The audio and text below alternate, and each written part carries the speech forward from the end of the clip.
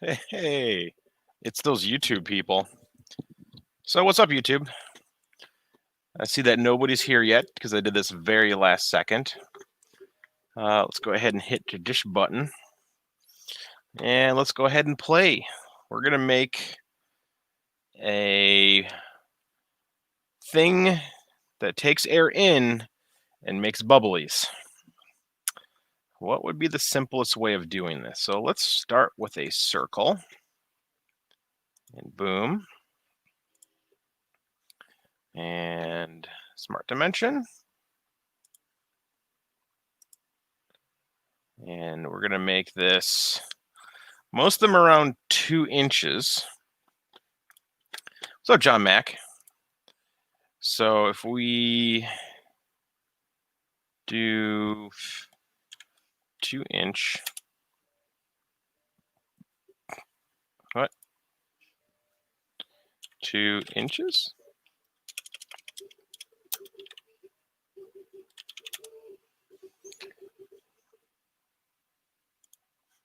Oh, interesting.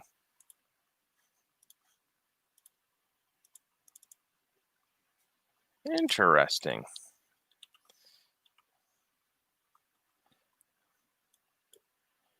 So,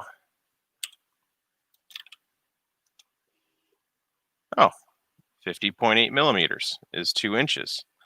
Too early. Don't you start with me. Invite, copy. If anyone wants to join, link is in the chat. Okay. So 2 inches is 50.8. So let's go ahead and do another circle that's bigger. And we're going to smart dimension this to this. And how big of a shell do we want? 4 millimeters? I like it. 4 millimeter shell. Okay.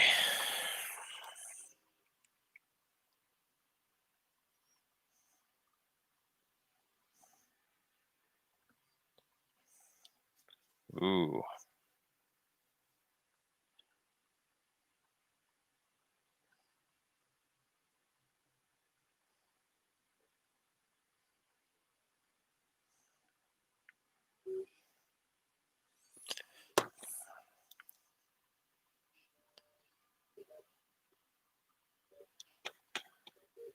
So feature, extrude.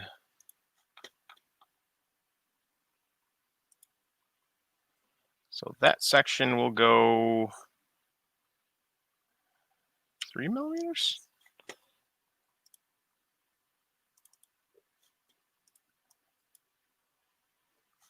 Oh,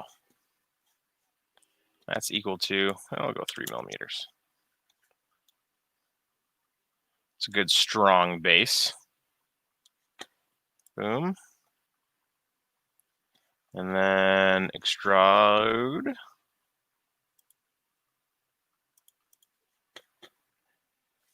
What's up, Dr. Jekyll?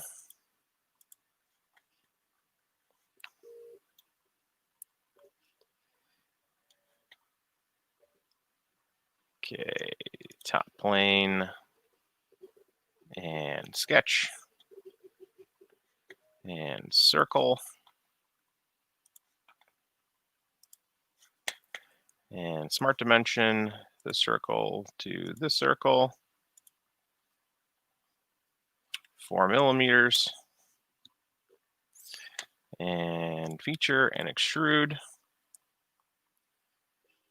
And we're going to go with, let me grab my calipers. Let's see, we'll go with 50 millimeters, that's fine.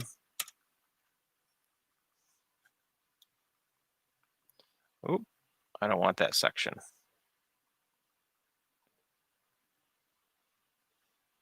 That's too much, escape.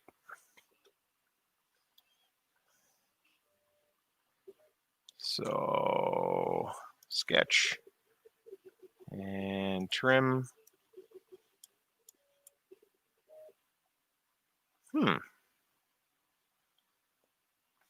Okay. How do I...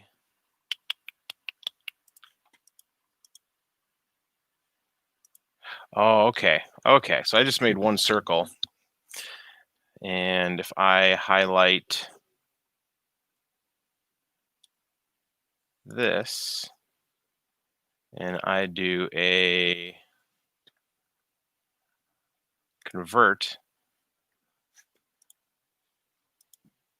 there we go, convert that face. There we go. Now I have two lines there. Can I trim the center part out now? Well, we'll find out if that works. So features, extrude. Ah, that is correct. I think that's correct. So what do I go with, 50? Yep, all right. We're learning. 50 millimeters. And enter. So now we have a funky cup. But you know what? I'm probably doing this wrong. What I really should do is do a revolve, because there's things I want to do to this cup, like add a lip. So let's go ahead and solid bodies, and we're going to go ahead and delete. And move all the way up here, and right plane and sketch. This will probably be better.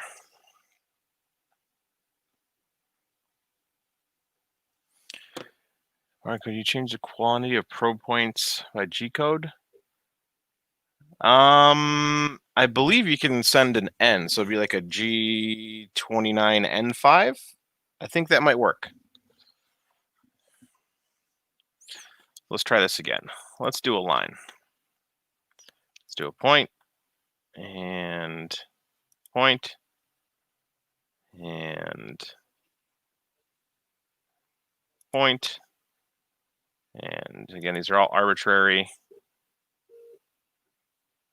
Point, point.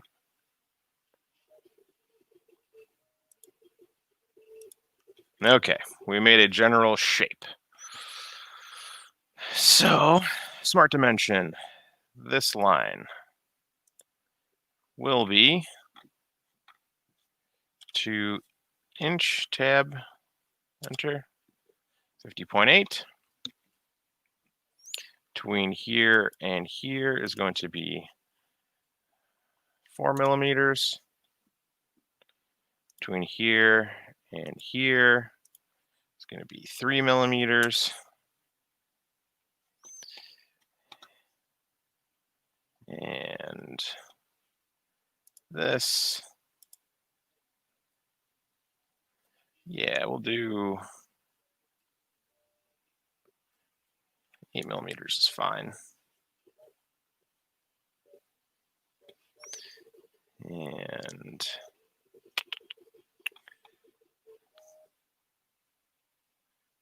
this point to this point, 58.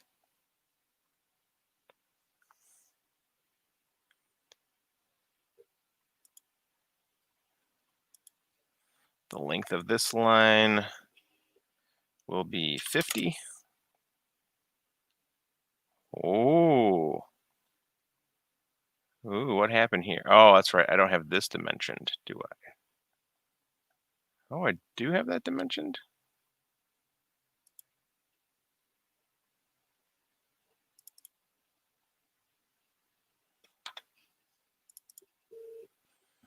So that's 50.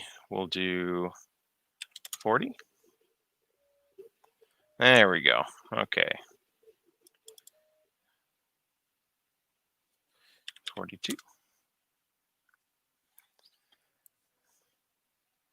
All right.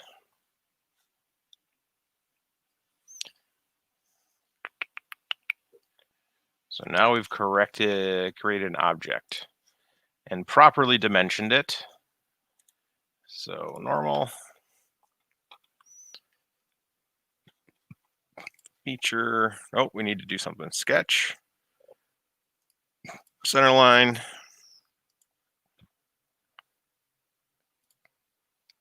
boom, and feature, and revolve.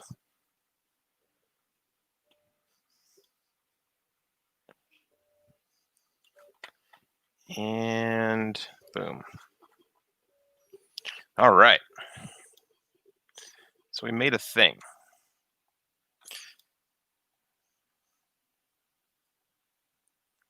So that's the air chamber.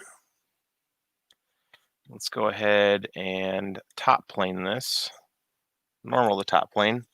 I am modeling, Mr. Jekyll, a fluid bed. So think of it this way: it's a cone. You feed air into it. It's got a filter, so it diffuses the air, and then you put powder on it, and the air trickles through and makes it all crazy. So I'm making, this is the bottom chamber, and then I got to make the top chamber. So, but I got to make them attach. So I'm learning. We're trying to figure this out.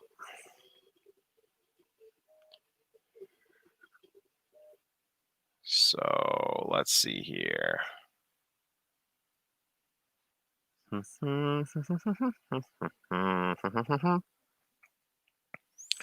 Not for mold making, for painting lures. Okay, so top plane view. Not top plane view. Top plane to normal. Top plane. Okay, let us sketch on the top plane. Sketch. Let's make a rectangle. And we'll put a rectangle off of this.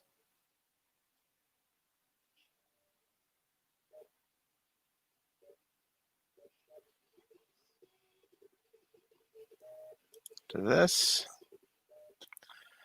And let's go ahead and flip this upside down so we can do some Tom trickery here. And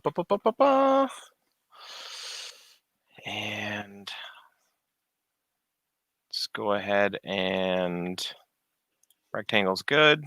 Click on this body and convert entity. Cool. So this point and this, we'll click that. And we're going to make sure that's a coincident. And then we'll click on this point and this circle. And also make it coincident. There we go. Now that rectangle will always be attached to that circle. And we're going ahead and trim entities. Boom, boom, boom. Okay, so let's dimension something. Smart dimension. This to this. Let's see here. Yeah, 20 millimeters. Okay. And the distance from here to here will be 55 millimeters.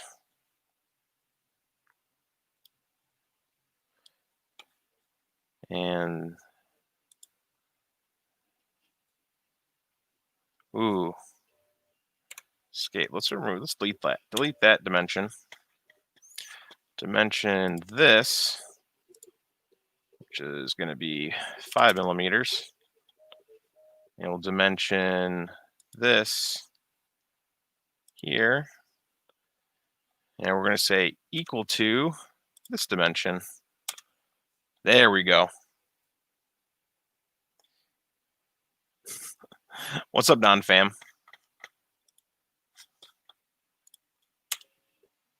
Okay. Now we're going to go ahead and feature and extrude.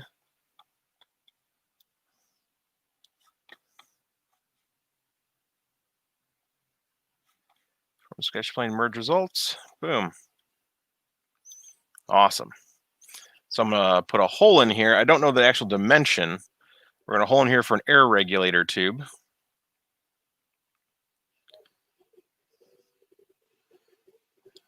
So that I can add in later once I know the dimension there. So now we have everything nicely dimensioned. We have a bottom piece. Now I have to figure out how to make a top piece that connects to this.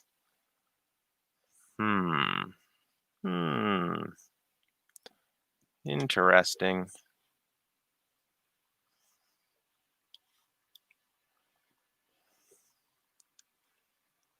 So a paper filter would go on top of this, and then another cone would go over it.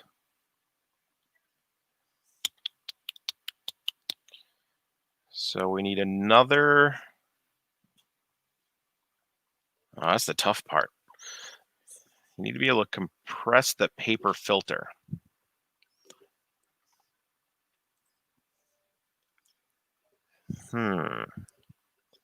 So you need to have enough room for the paper filter to go.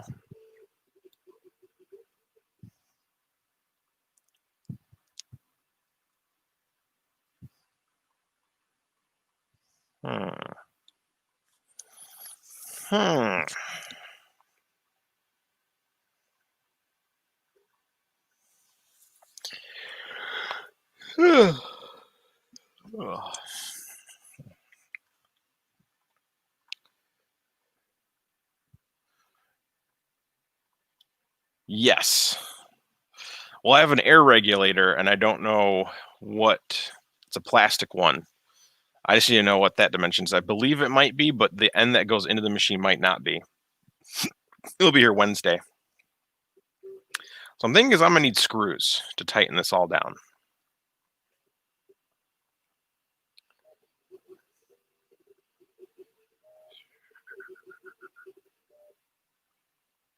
The original sketch needs to be edited. So let's go ahead and edit the original sketch.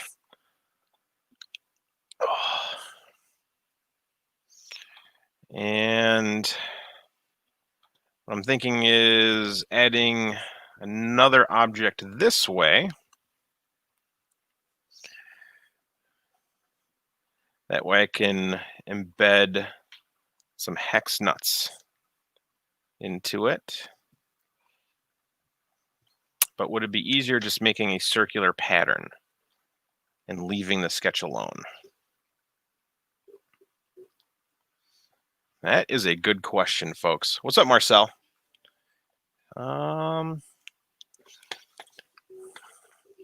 the way, if anyone wants to join, links in the chat now.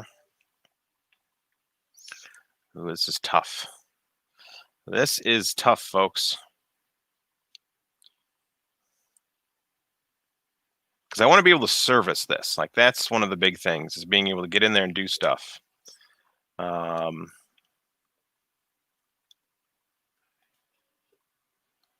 So it does have McMaster-Carr add-ons.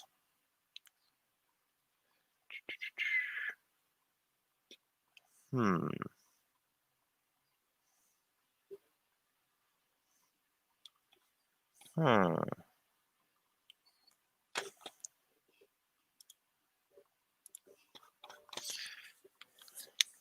I think I'm going to make points to screw into as a revolve around this. So what I need to do is, so we'll just save this. And we're on the right plane. So let's go ahead and right plane, add sketch.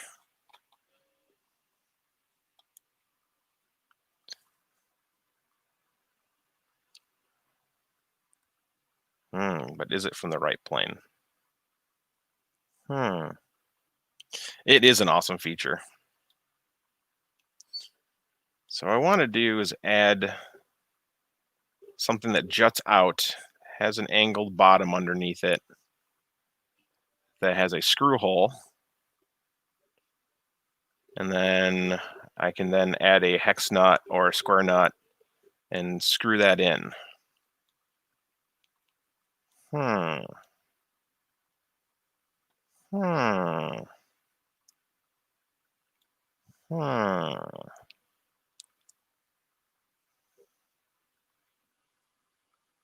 See you, Michael Cassell.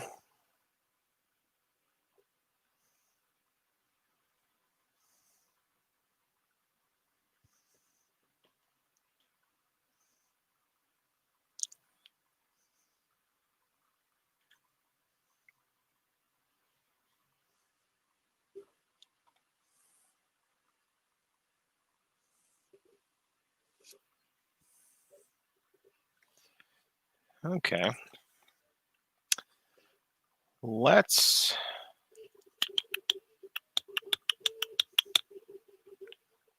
ponder this. Let us ponder this. The easiest method would be the easiest method would definitely be just to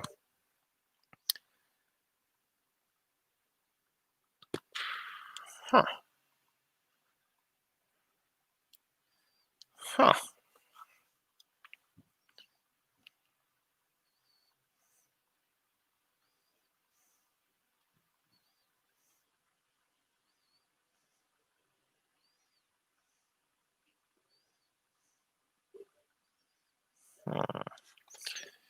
Okay. Normal 2. Uh-oh. What up, Marcel?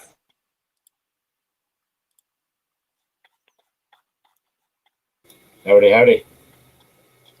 How have you been, sir? Good. Just having some coffee. Ooh. Got myself a new coffee maker, so instead of a 3-cup coffee maker, is a little small one I used to have. Now I have like a 12-cup. I'm looking at it, I'm like, man, I didn't add enough coffee because it's just like water right now. Oh, not just water. It's just really hot, flavored coffee water. But yeah, we'll just have to add more, coffee to it next time. something like that. Something like that. All right, let's go ahead and dimension here. Think this will do what I want it to do. So, what are you making? So it's a fluid bed. Ooh. Basically, it is an object into which one you put air, and the air blows through a semi-permeable layer, and you put powder on it, and the powder becomes kind of like liquid because the air is bubbling through it. So I don't know if you've seen those videos where people have sand and they turn the air on and it bubbles through sand and it turns into liquid, like you can just stick your whole hand in there. Yeah. So they do the same thing for powder coating paint. So you then aerate this paint, which would then make it flow like a liquid, and then when you dip your object into it, you get a better coating than you would if you were just to shove it in hard paint, because as you press it, it compresses. This keeps it constantly fluffy. Makes sense. I should move me to the other side because let's see here. Join the dark side. Well, that way my name's not blocking the video of me in the bottom corner. There you go. This takes way less processing power. I didn't realize, I forgot I could do this. I'm like, but when I try to screen share my entire screen, StreamYard sucks up a shit ton of resources to do that. But when I do it through XSplit, it's like, meh. Yeah. You have an oil water separator. Don't need oil or water. There's no liquids involved, just air and a powder. Let me find a video on YouTube of what I'm YouTube. Search YouTube. Fluid bed powder paint. Yeah, let's see here.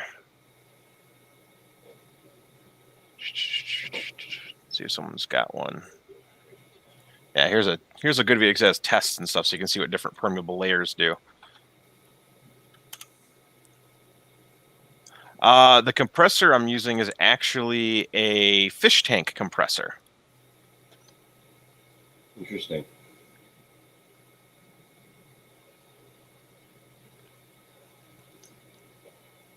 So I haven't seen anyone add one.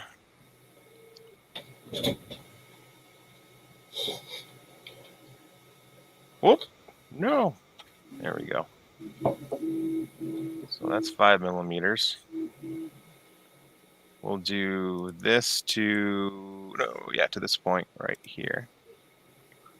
Boom. And we'll do 6 millimeters.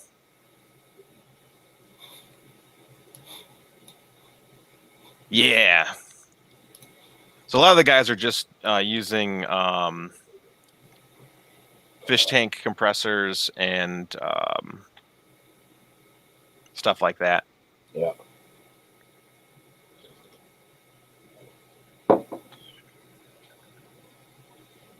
That's cool. I like it.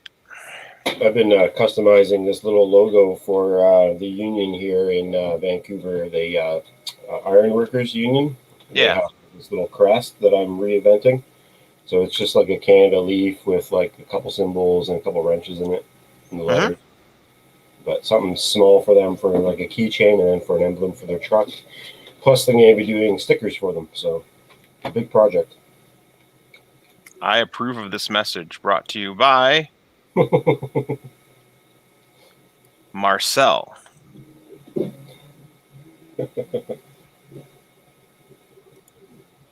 Okay, that's the object I actually want. Yeah, and I do have an airbrush compressor coming.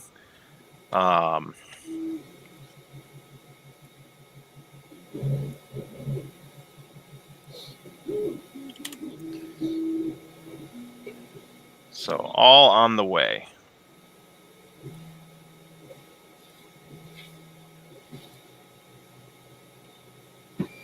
Whoa. Why can't I dimension? Oh, this thing's already dimensioned. That's why. So delete, escape.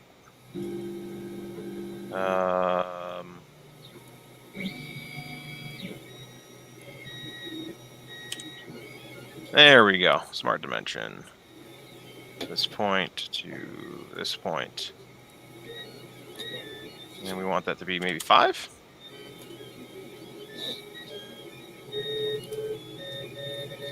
Ooh, I didn't connect those 2 points. So get out of smart dimension, click on this point, control click on that point, and merge. Yep, there we go. Oh yeah, someone's sharper. I got a print going back here too.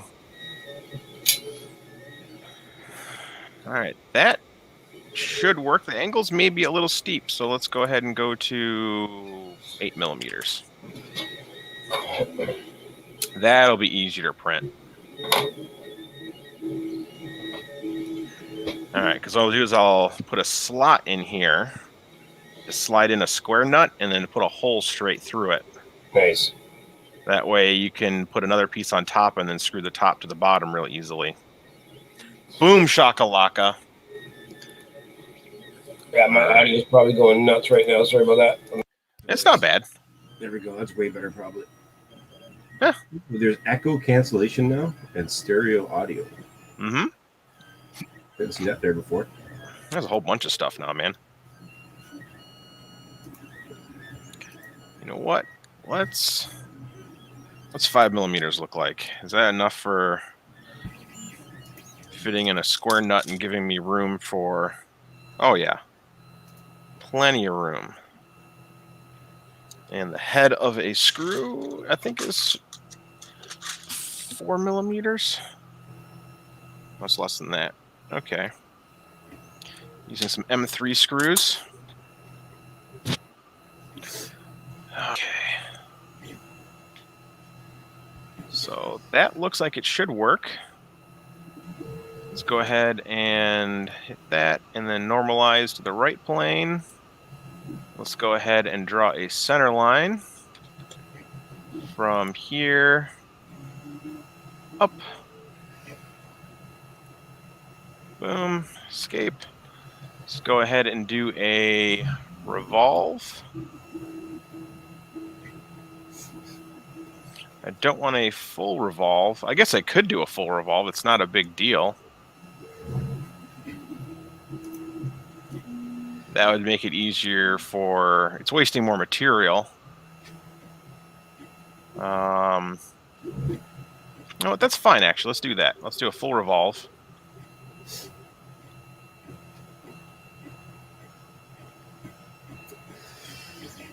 That's all right. Okay. I don't know if I like that. Let's. Supposed to have like a semicircle on the top of it, like that. Which one? That post Yeah, the post didn't come out to this point. I'll make it come out to that. That way it connects. Right. That would look a little better. Yeah. Look good though. Yeah. That's the fun things about basic little pieces like that. Like the one thing I had to do was like 6 or 7 different things to put together in the slicer. Yeah. Or not in the slicer, but in SolidWorks. Ooh. You know what? Let's go ahead and only do this for... Oh, I gotta do math. I gotta figure out what the length... Oh, I guess I can just put an arbitrary. Let's try 20 degrees.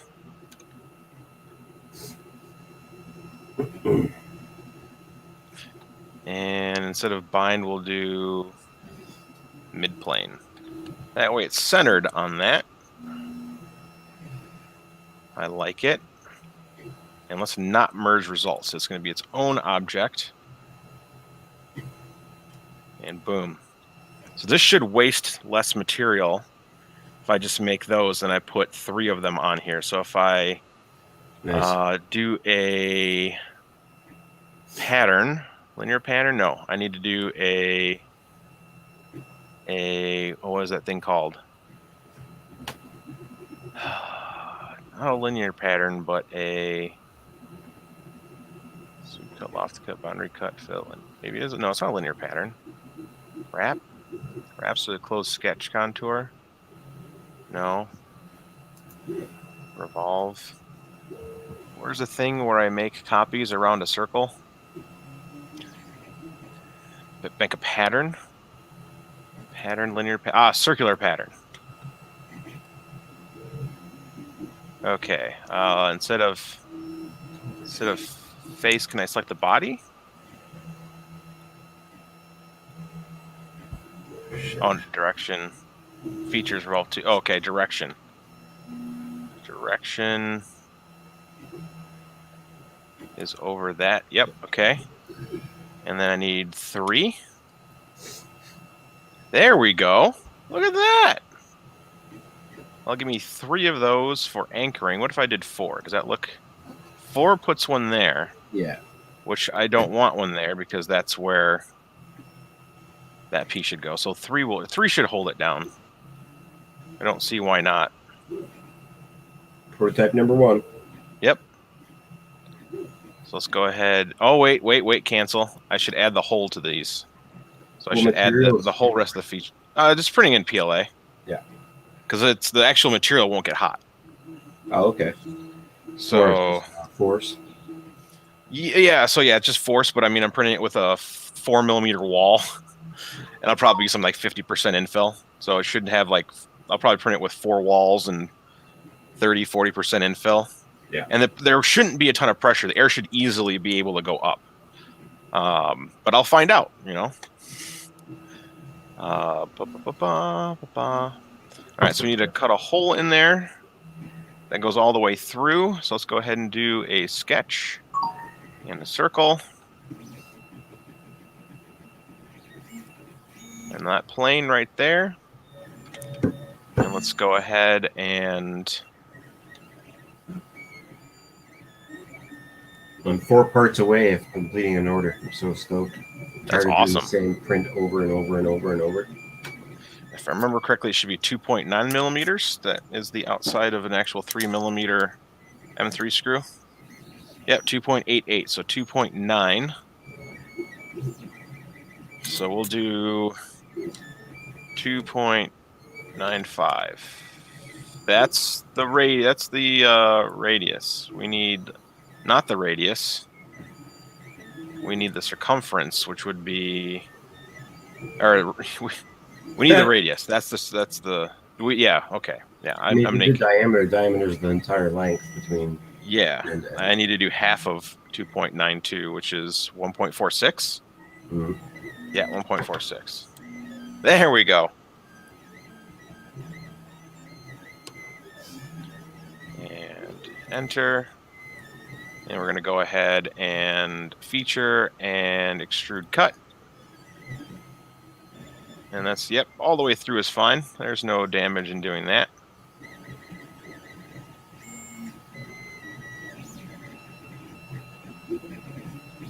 And boom. Okay, that way the screw can go all the way through. Now I need to add a square nut in there. So,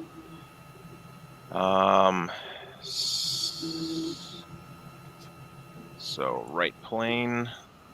Go and normalize the right plane. Ooh, can I normalize to the left plane? Okay, that's right plane. This plane, back plane. Okay. So let's go ahead and can I add a sketch to the back plane?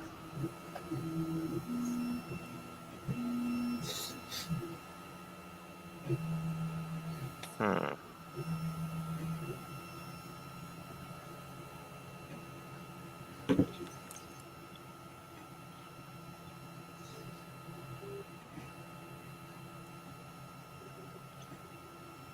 I guess I need to make a new plane?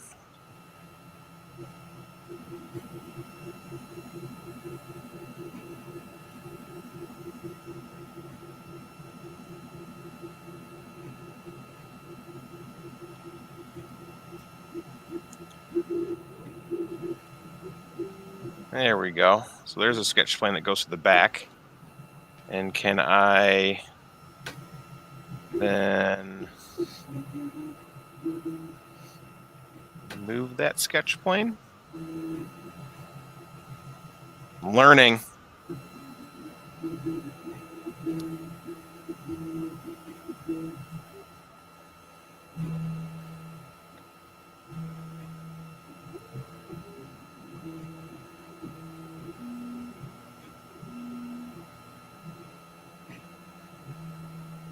Oh, nope, nope.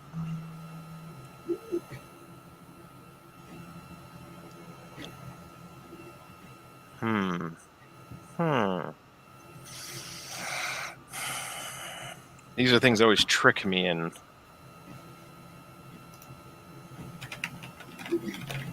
Adios, sir. Okay. Let's go ahead and do a corner rectangle on this plane. Oh.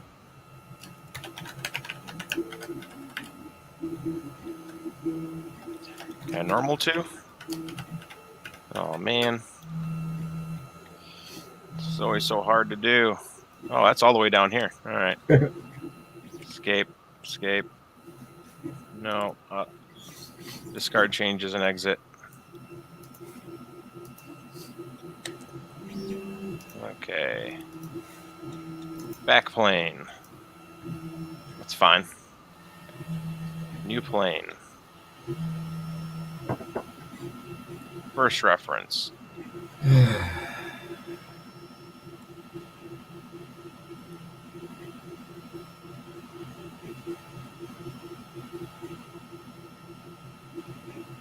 Oh, wait, here we go.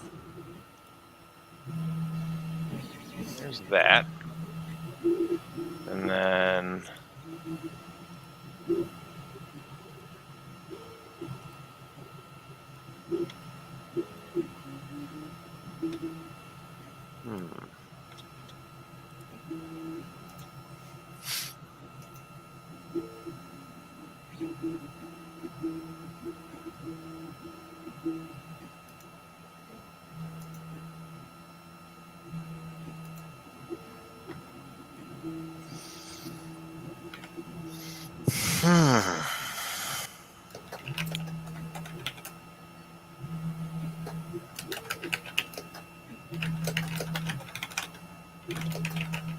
I should be fine.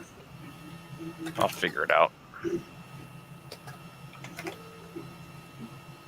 Go from the back plane. And we're going to go ahead and do a rectangle. Oh.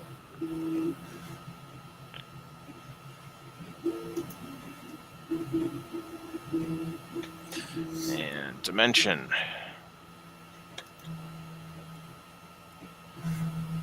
What's a square nut look like?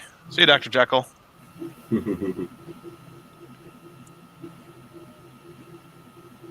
5.4. So 5.5. And dimension to here. I think that's supposed to be 2.5. Yeah, 2. So 1. 1.82. And then let's go ahead and dimension this to here. Boom. And we're going to go ahead and say that's going to be 2 millimeters. Oh, yeah. See, I'm already noticing that I'm going to have to do some magic here because if I want it to be strong, that's going to be thicker. So, yeah, because 1 millimeter won't be thick enough. I can do 1.8 millimeters. Okay. And then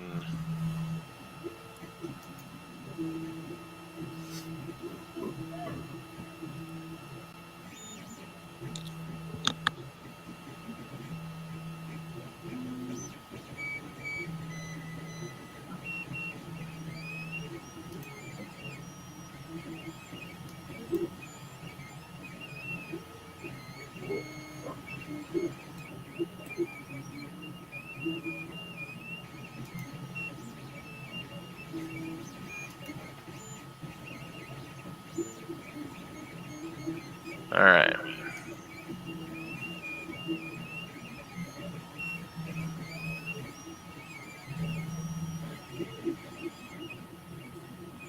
Bob Collinsworth, what are we making today? What aren't we making today?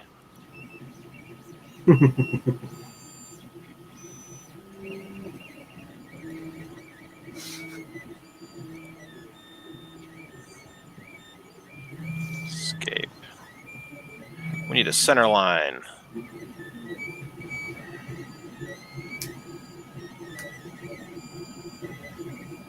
Okay. Okay, smart dimension.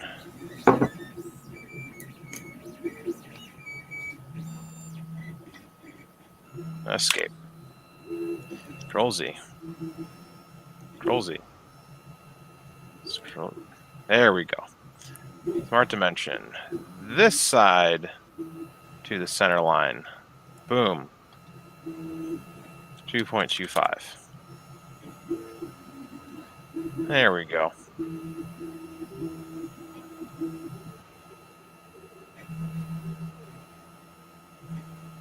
Huh.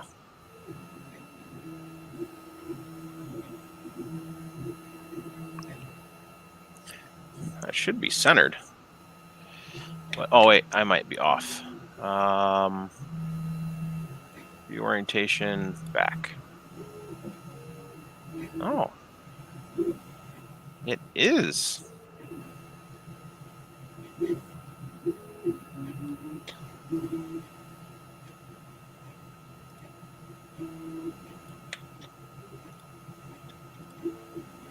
Huh.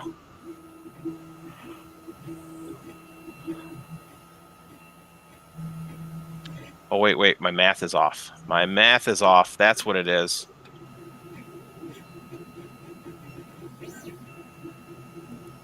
It's 2.75. Skyrim, it's going out today, but everything is boxed up and ready to go. I had to print a whole new extruder. I didn't have an extra one sitting around. Oh, Bob, we need center lines, bro. No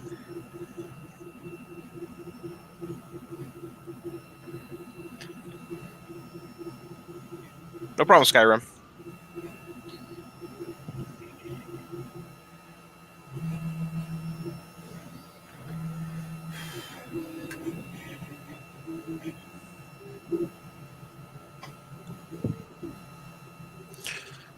Okay. Now let's go ahead and take that rectangle, and we're going to go ahead and extrude.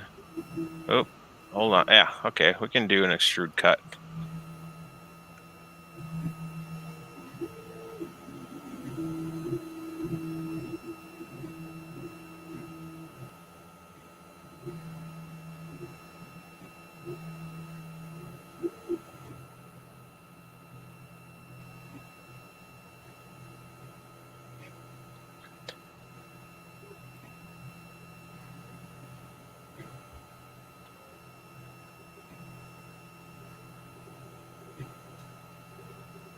Weird.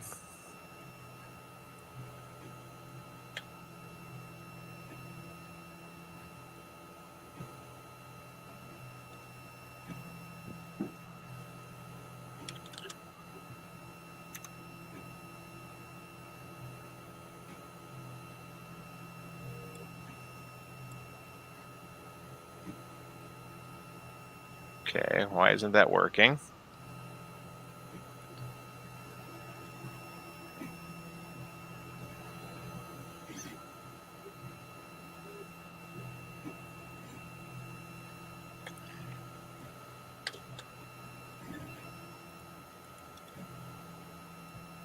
Okay, I made the plane.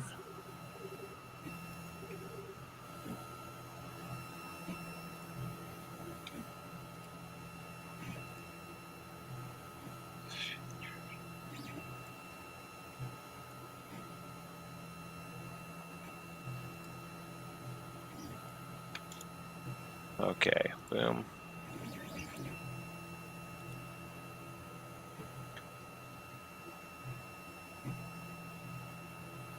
Okay. Extrude cut.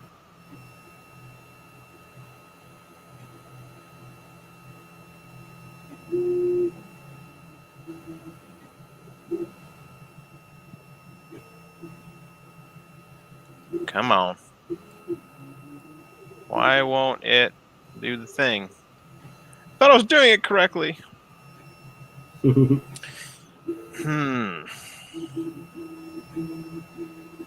mean, I made an object. I lined it up. It's on a sketch plane. Why can't I just take this and go cut all the way through that? Oh.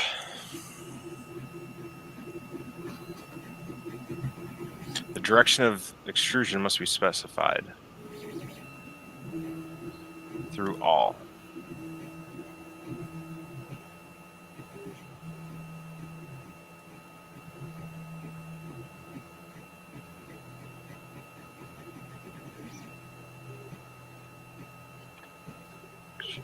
Extrusion.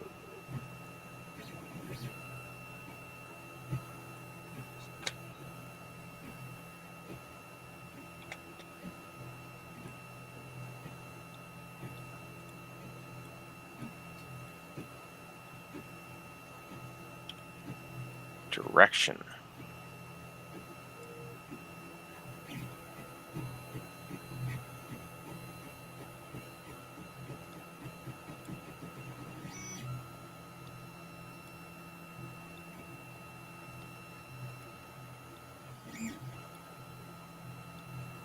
That is so weird. It's almost doing it vertically.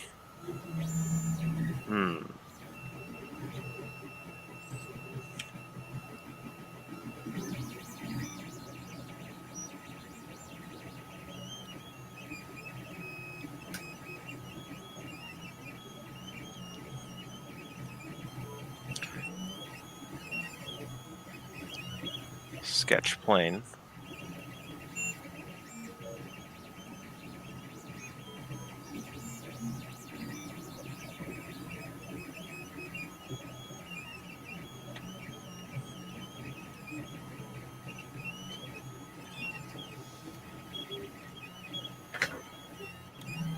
Huh. Really? I can't rotate it. Direction.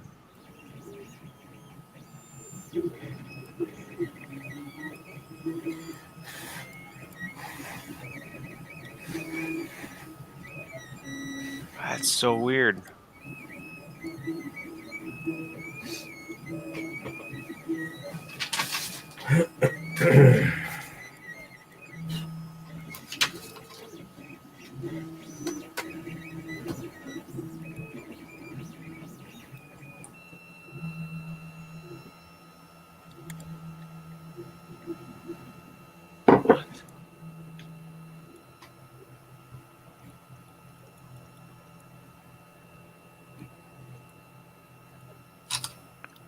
What in the world?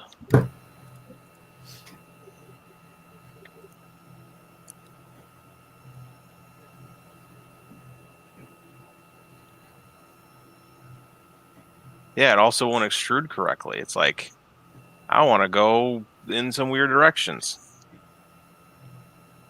Okay. Close. Close. Discard changes. Yes, this is why. I'm so angry.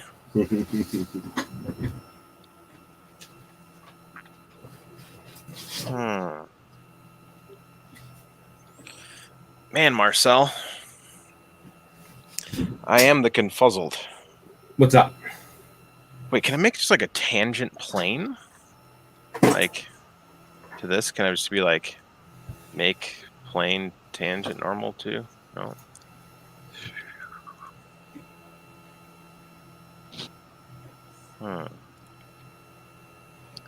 Sketch.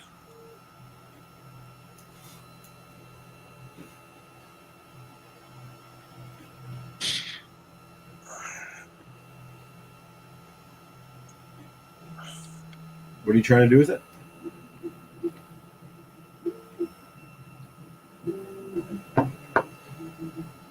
Whoa. Ooh, I think that did it. That did it. It made the plane tangent to... Oh, no, it didn't. It put it on the other side.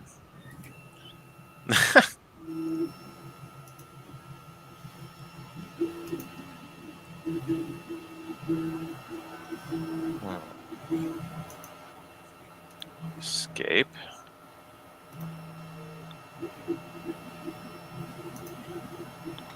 So let's try something crazy. Let's click this plane. Computer's really going laggy right now. What's laggy? Your face? My computer. No, that's evil, bro. Something's running in the background. Let me cancel it out. Oh, that's crazy.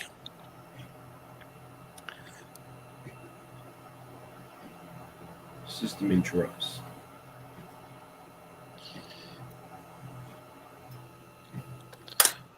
.5. And... Right box.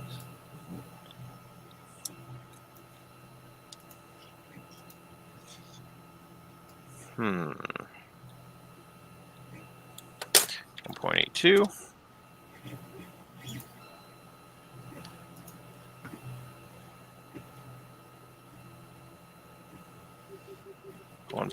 .8 millimeters from the top.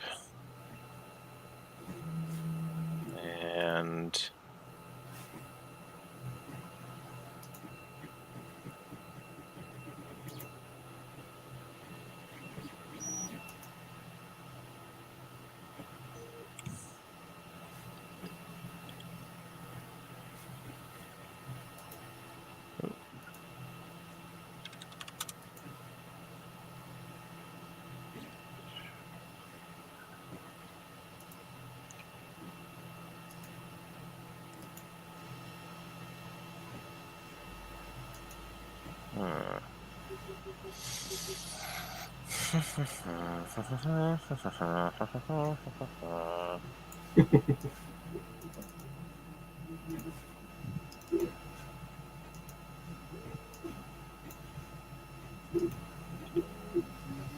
center line.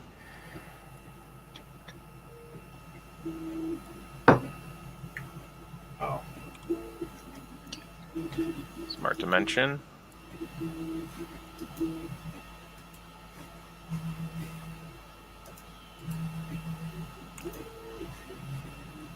Let's see.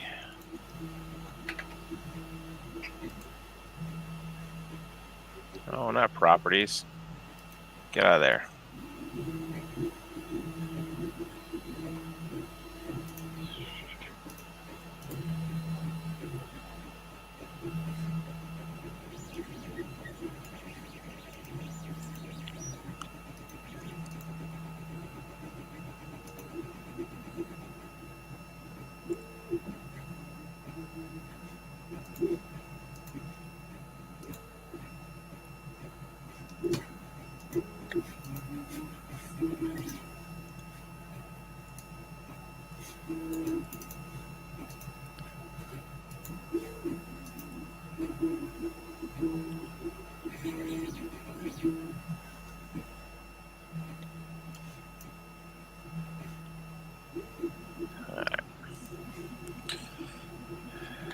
Click this. This.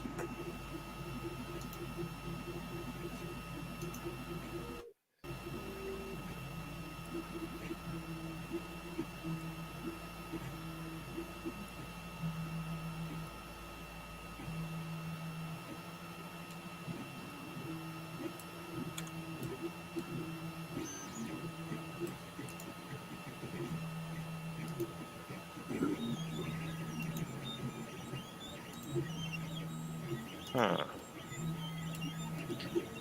All right. Chris is learning. Don't like it. All right, let's go to exit that. Discard changes and exit. And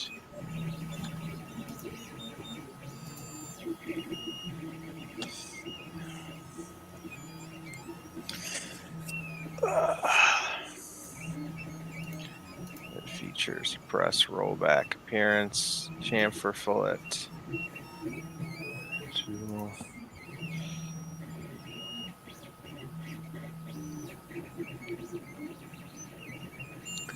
No, is that what I want?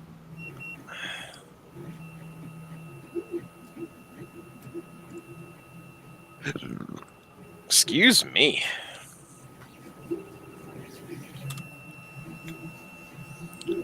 Well, that should fix it.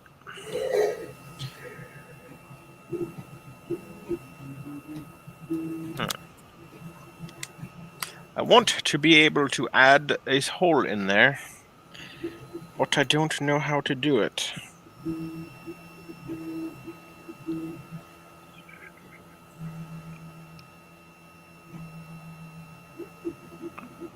Have you ever used zero rand filament? I have. They're okay. Optimal print temp. I kind of print most of my PLA at 215. A little warmer than most.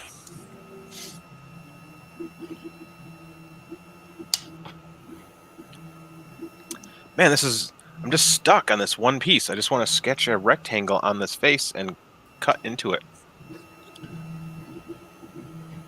Yeah, you can't just build like a hole, like an object, and then make it a hole and then put it in there. Well, because usually you just move shapes around, right, and just put them into the spots. But I haven't used SolidWorks in a while. Should be the same idea though. Yeah, it should be. You would think anyway. Right?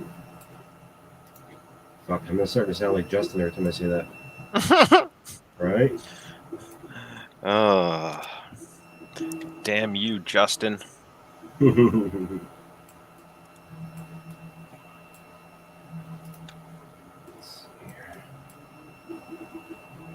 trying to add a pair of linesman pliers to a graphic, to a text graphic. I like it.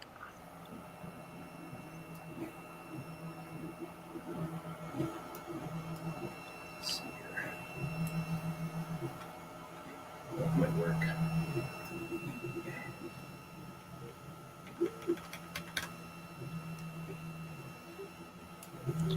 All right, let's go ahead and hide this from view. Just look at this for a while and try to figure out what I can do.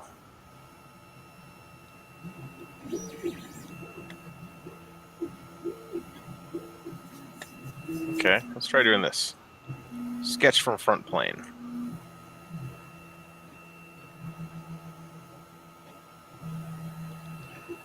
All right, let's go ahead and normal to. Normal to front plane. Normal to, come on, give me normal to. There it is. And let's go ahead and throw a center line in here.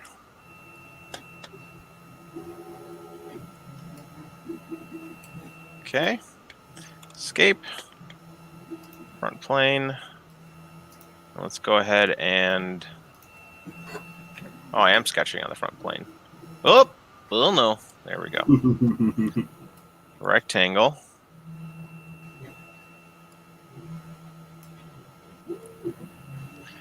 Okay, let's go ahead and dimension this rectangle. I think I can do this. So half of this is going to be 2.75 for that 5.5. And let's go ahead and dimension this to the top of this. It's going to be 1.82. And this line is going to be 1.82. Let's go ahead and mirror the entity. Ah, crap.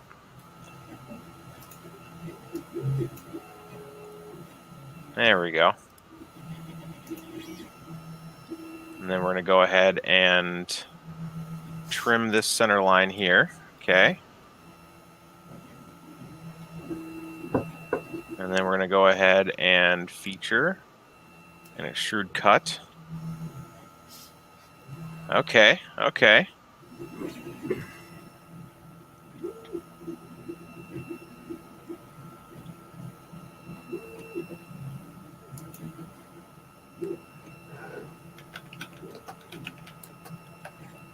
There we go.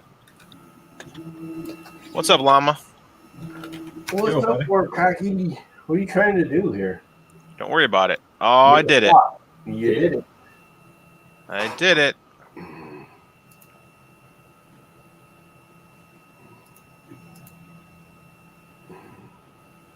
Awesome. So let's go ahead and reattach it. View this object again. Yep, it didn't cut through that. That's good. What's that thing down at the bottom? Is that just a drawing, or I mean a sketch, or is that a physical item? What? That little black flat. Oh, that's the shadow. I just have to hit the refresh, and there we go. Yeah, that's what I saw. Just checking. All right, so now that should work, sort of. What is it? You're not paying attention, are you? I just got on here. I know you did. I'm going to edit this feature. I was actually taking an afternoon nap because it was quiet. Well, that's good. I don't need to do that too often. And it was kind of nice. And then Amtrak started banging and making noises again. Edit sketch. So let's try... How big is this thing again? Oh, it's 5 millimeters, 5.5 millimeters. So, yeah, we'll go with 6 millimeters. Not 66, 6 millimeters. There we go. And boom. Man, when you dimension stuff, it's pretty powerful.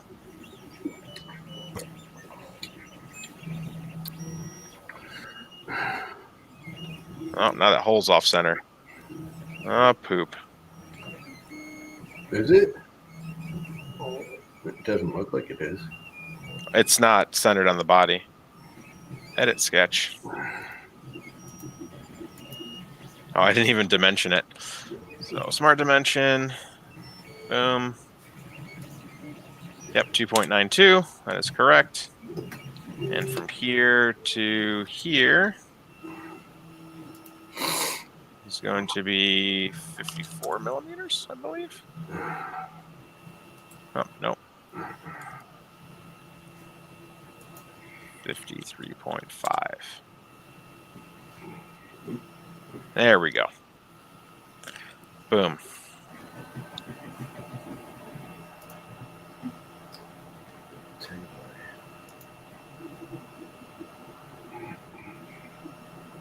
What's Llama been up to besides taking a beautiful nap? Not much. Crappy, rainy, nasty day, and the sun finally came out, but That's good. it was kind of a good thing because we were like 20 days without rain, so we finally got some rain this morning, even though it wasn't very much. Yeah. Circular pattern. And we're going to pick this body. Well, actually, we'll pick the whole body. This revolve.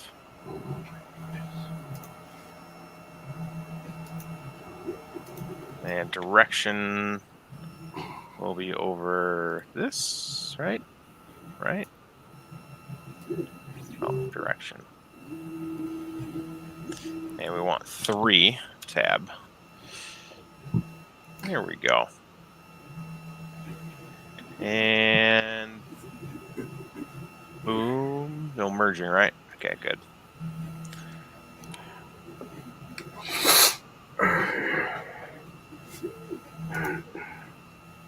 Only merging features may be patterned there. What? That's not right. Rebuild error. Only merging features may be patterned.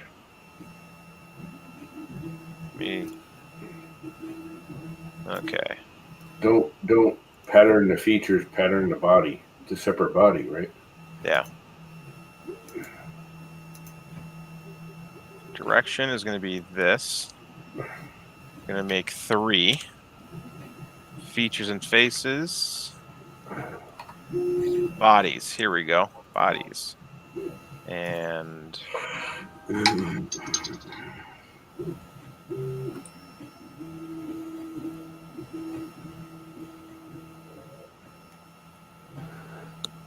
please recreate the features in geometry pattern option to make sure the feature is on a single solid body. What? What?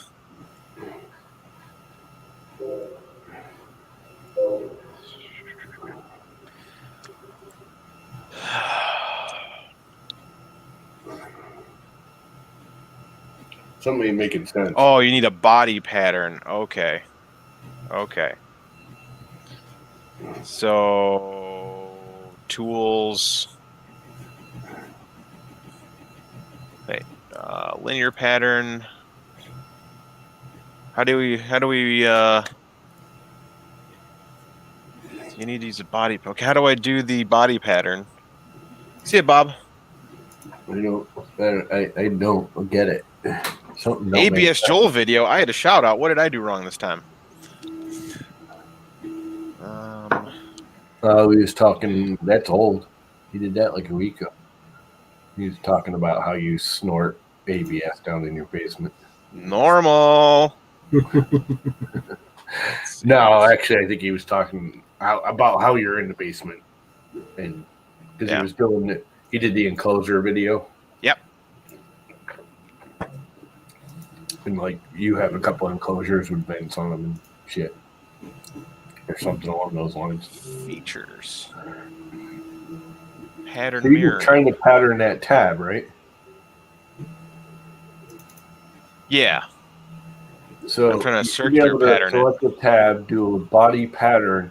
The only thing you don't want to do is you want to select for the circle. You want to select that inner circle, not the outer one. I think you selected the outer one, where the outer one has the break in it because of the bump out. I think it interrupts the pattern. That makes sense.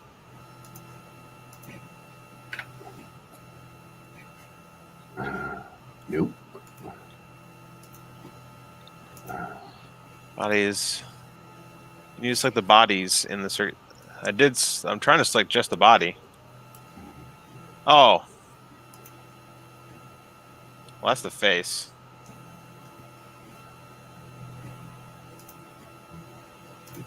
Can't really see what you're doing, but sure. How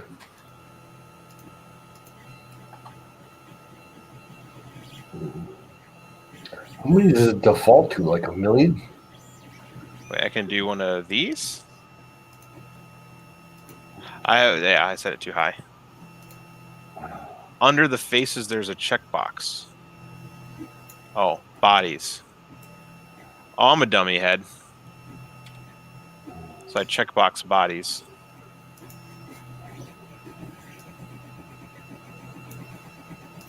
You didn't check bodies. It's still unchecked. You still have faces. Yeah, but it won't let me select bodies. It's just weird.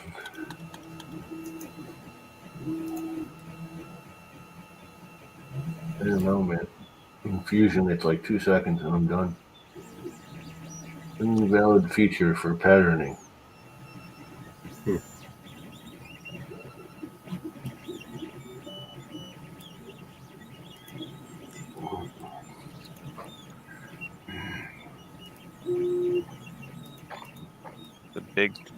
This big white box right here. I'm clicking in it.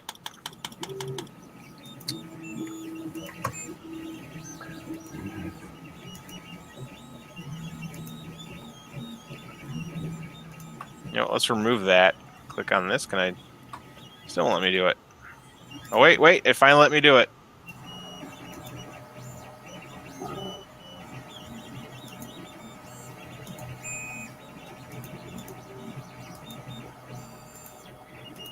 Now you have to select the circle, select the body, tell it to make a pattern, and then select that circle.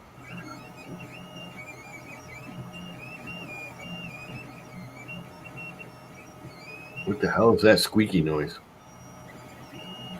Probably me. You got a printer running right next to you or something? Not really, but it's close enough that. Oh, see, that's the thing. I was selecting the wrong thing. Okay, bodies, cut. There we go.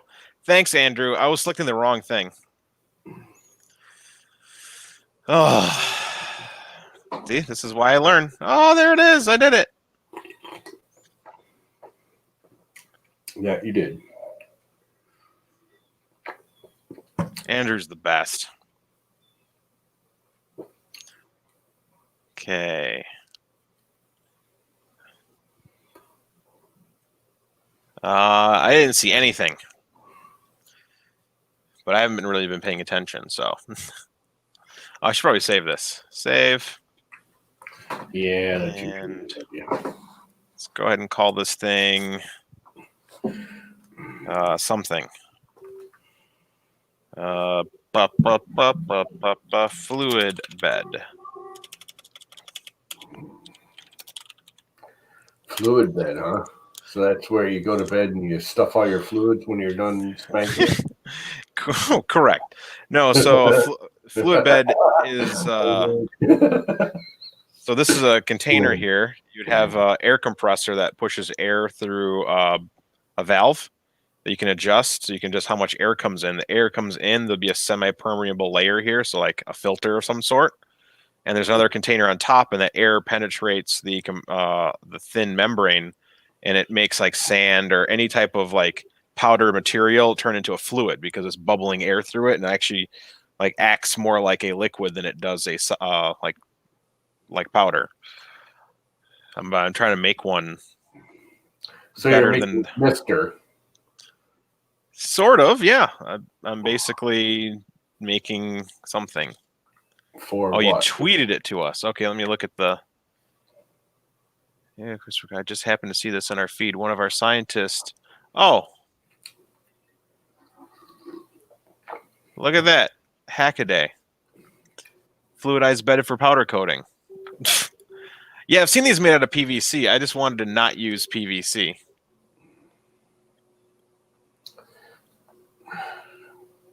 Yeah, there's a ton of these on... if you go to... oh, what is it? if you go on YouTube, there's a ton of how to make these things out of PVC. Oh, I get it. So you're trying to, instead of dipping your little heated things in the powder coating and it's getting all clotty, you're hoping you can heat it up, put it in that thing, and then compress it with air, and you'll get a smooth, even coating. Correct. Got you.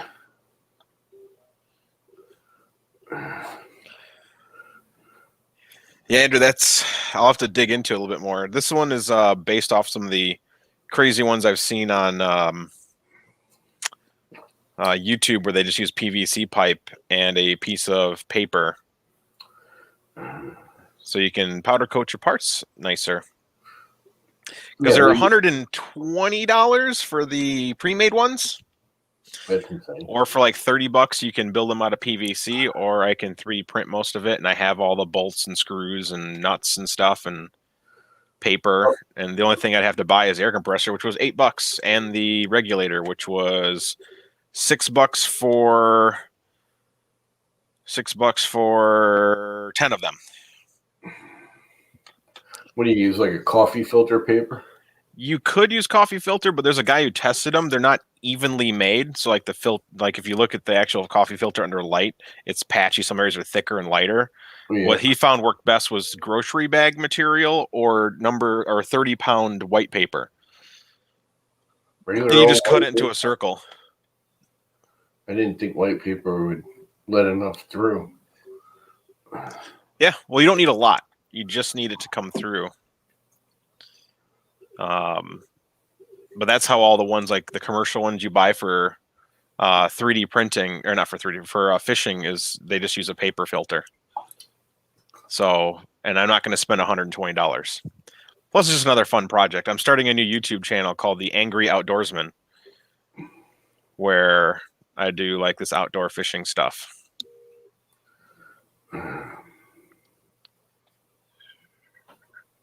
So you should call it Putz Goes Fishing. Putz Goes Fishing. Something like that. Yeah, the paper is what they've shown works the best. A couple guys did tests on it, and they used 20-pound, 30-pound, and grocery bag paper. And grocery bag paper was the best that he tested. We also tested like envelope material. You mean like regular brown paper bag paper? Yeah. Wow. Yeah. I would think that would be the least evenly filtering. So next thing you need to make is a small ring around this area that extrudes out, and then when I put the top on, it stretches the paper a little bit, and then I will screw it down and also act as a key. So that is next. Well, you should just be able to extrude off of that and say new item with extrude. Oh yeah, no, I can just hit just sketch and make my own circle and dimension a circle that I want. That way, when I make the next piece, it'll fit right on top. Yeah, you shouldn't even need a sketch. You should be able to just extrude that face and go, and just say as it extrudes to make a new item instead of attaching it. Gotcha. And then you don't even have to deal with the sketch or anything, because it'll make an exact duplicate of that face and go straight up. Yeah. Sweet. I'll take a look at it. I'm on the mission to do crazy stuff. Look at the stupid fucking lure I'm going to catch. Yeah, that's literally Angry Outdoorsman. That's literally what I'm going to do. Yeah, an agitator would be nice. There's ones that some like $160 ones is what is that? $160 one that's got a small base that vibrates as well. Again, I just didn't want to spend money, and I really wanted to make another project for myself to print. So because you need so many more things to do. Well, the practical stuff is kind of fun. Yeah, that's actually the most fun I have, is just doing stupid little. Matter of fact, my mini blind right here, the stupid little caps that hold the bottom string on this window, broke off. I designed it in about 10 seconds and fucking 3D printed them out of TPU. Nice. Boom. mini bind fixed. You know what I'm talking about? This little cap that holds the bottom of the string, so when you pull it, the thing goes up. Yeah. That's always the most satisfying, is doing the practical prints that just function Mm-hmm. and make your life better. Yeah. So after making my little lure tray here, I'm like, man, what else can I do? And I was just sitting there going like, man, I could totally make this. It'll be hard, and it's really going to test my patience because I'm not a fan of designing all the time. But, you know, 'tis what it is. See, I kind of am. I think it's a blast designing crap. Yeah. Yeah. I will say, I'm not going to say SolidWorks is worse, but I find SolidWorks less intuitive than Fusion is. Well, once you learn something, it becomes intuitive. So Fusion is maybe intuitive but because you've been using it. I learned on SolidWorks. I learned SolidWorks. This is probably completely different than what you learned on. True. It has been years, and I know they've added a buttload of features and changed everything. The whole interface has changed. Mm-hmm. But it's still the methods of going and doing it. Like just like making that pattern. In Fusion, you just click pattern. You click the item. You say, do this body. And then you hit anything you want to rotate around. And boom, it just does it. There's no... I've had issues with that, man. It just works. Yeah, not well. I think it works better sometimes. Again, sometimes. I think in the long run, SolidWorks makes you constrain stuff more. So if you're doing like if I were going to build a real live airplane, you know, like Boeing designing a 747, I would probably use SolidWorks or SparkMaker or one of those. You know, Fusion kind of bogs when you start getting really complicated assemblies in it. Yeah. Well, the biggest problem with Fusion, believe it or not, is they keep updating it too much. Every time they update it, they add 2 new features and they break 10 more. I think they've gotten to the point where they're trying to get it to do too many different things in one program, and it just can't. There's a point where you're just creating problems. I really think they should take Fusion and break it up into like 3 different programs.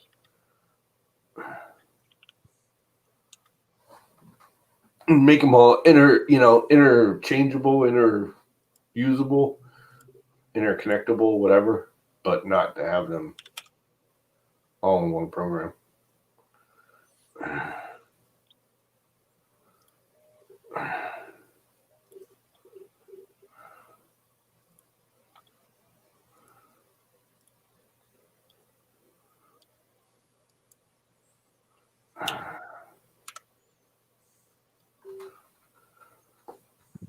That's probably way too much of a lip.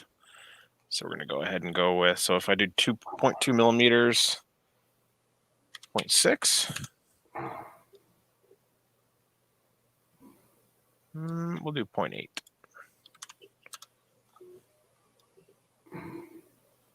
Okay.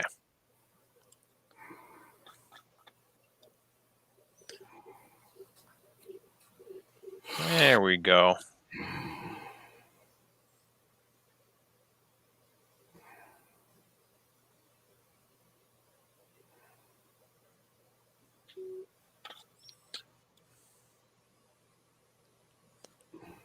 Brian Vines, what's up, my man?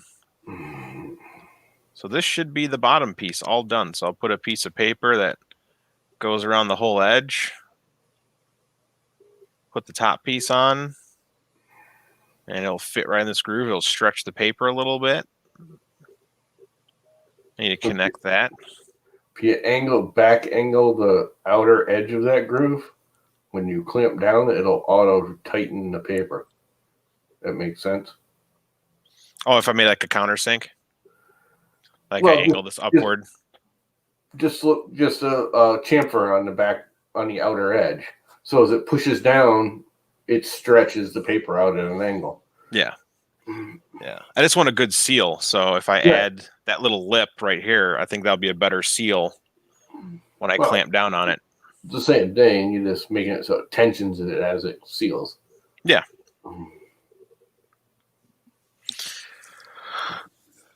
But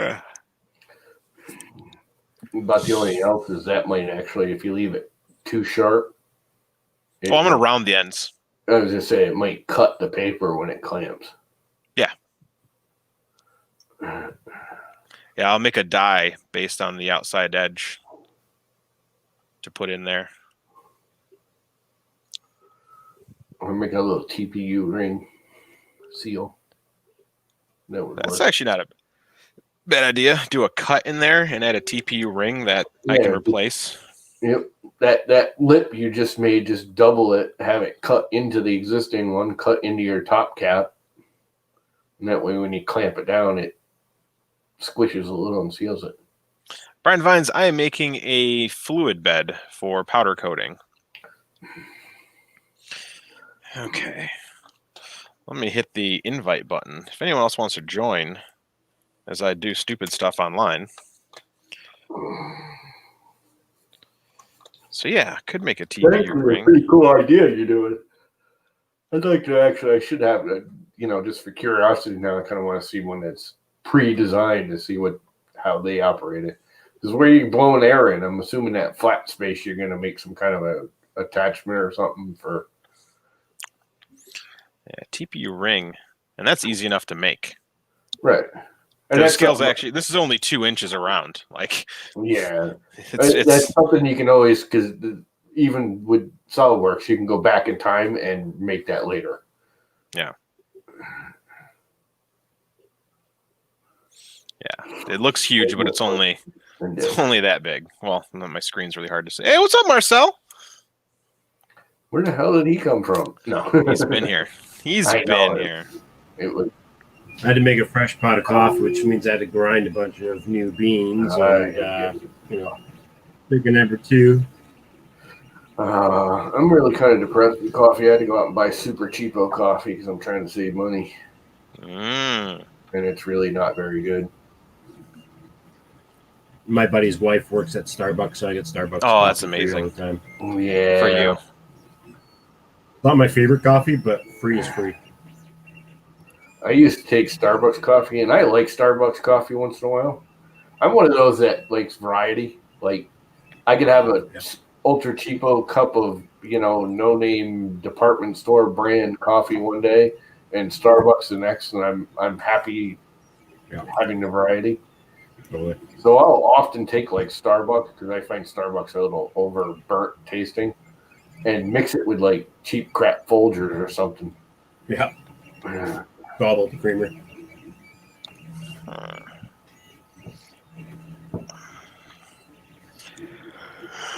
know people don't like Folgers, but I find Folgers just fine. They're like, oh, it's an inferior bean.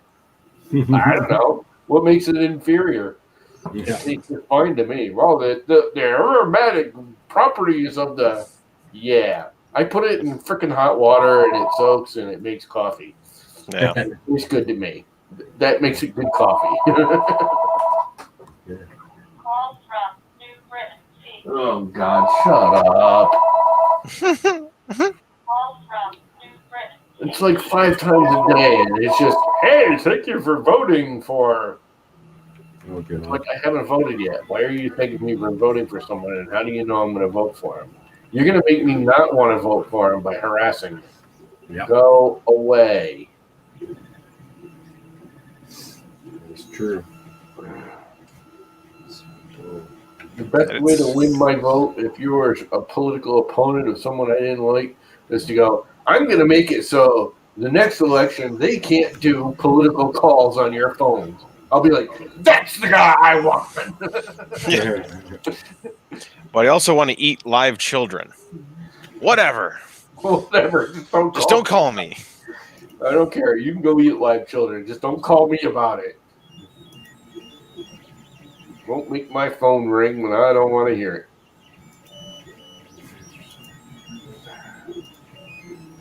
Want to eat live children. Where did that come from, Warkocki? Are you interested in eating live children? Ooh, now here's a question. How do I change what the feature is? Do you I go desire back with little it? baby toes for dessert? Hmm. We Interesting. have the sauce for you.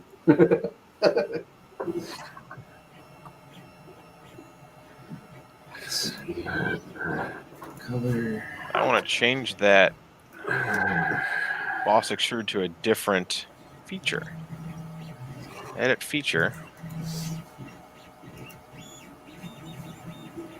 The only problem with doing this on StreamYard is we really can't see your screen. What? The hell was that noise? Don't worry about it. Don't worry about it, guys. Yeah, don't worry about it, guys. Goddamn, motherfuckers. Stupid fucking color. Creature stole my 235 Elodium space modulator. There we It go. makes me very angry indeed. Sleepy Panda. Okay. I don't know how to change this. I guess I got to redo it. So Why wouldn't you be able to change it? I have no idea. I don't know these things. Oh, that's the problem. It's because you have no idea. No ideas. Oh, okay. Now I can take this sketch and I can extrude cut. And ooh, we'll make it a little bit taller on this side so that way it can't pop out. So we're going to go ahead and go with, ooh, how deep do we want to go? Mini Mountain Dew burp. 0.8 is 4 layers. So if I do 1.2, that's a lot. Let's go 1 millimeter deep. And then I'll make it a 1.8 millimeter tall TPU ring. You know what I found with TPU? That if You love it. You lower your layer height a little bit. Like instead of doing 2, I do like, instead of doing 0.2, I do like 1.8 or 1.6. It comes out a lot better. Mm-hmm. Nice. Right? I remember when I first started working, everyone was saying, no, make it bigger, fatter. TPU adheres better when it's bigger and fatter. And it does seem to adhere better, but TPU really doesn't have a problem with adhering. It either does or it doesn't. And once it does, it don't come apart. So I'm going to make this bigger because we're going to print it to 1.35, which would be 3 layers. This will be a little bit of room in case of whatever. And Whatever. save sketch. Okay, so now we'll print a TPU inner wall in there. Wow, look at that. We're doing good.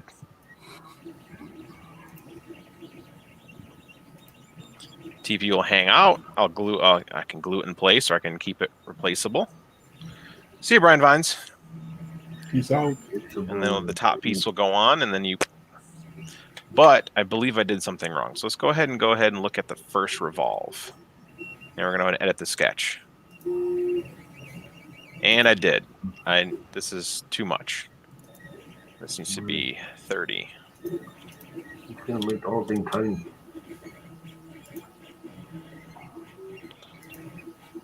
I'm not making tiny. So I only need it to be about 2 inches on the inner diameter.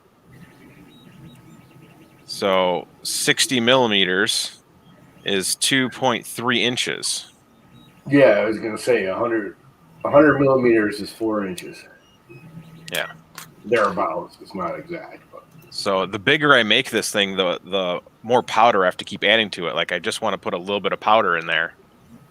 And because I only need to dip like 20 millimeters into it. So yeah, we'll do 35. Oh, we got Andrew. What up, Andrew? Can you guys hear me? I can hear you. Awesome. 35. Oh, we got Andrew. Oh, I can also hear myself again. Yeah. Turn the Is that better? YouTube Oh, yeah. audio off. If I aim my head like this, I'm actually I was working. gonna say, drink your coffee, and it looks like the zombie Warkocki's drinking coffee.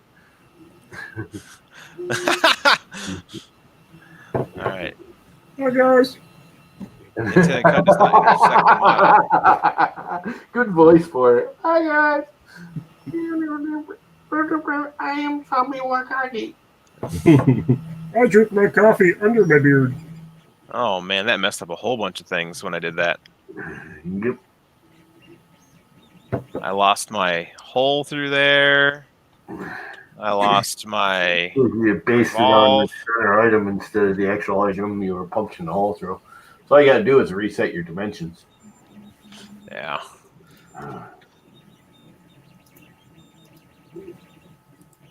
So edit sketch.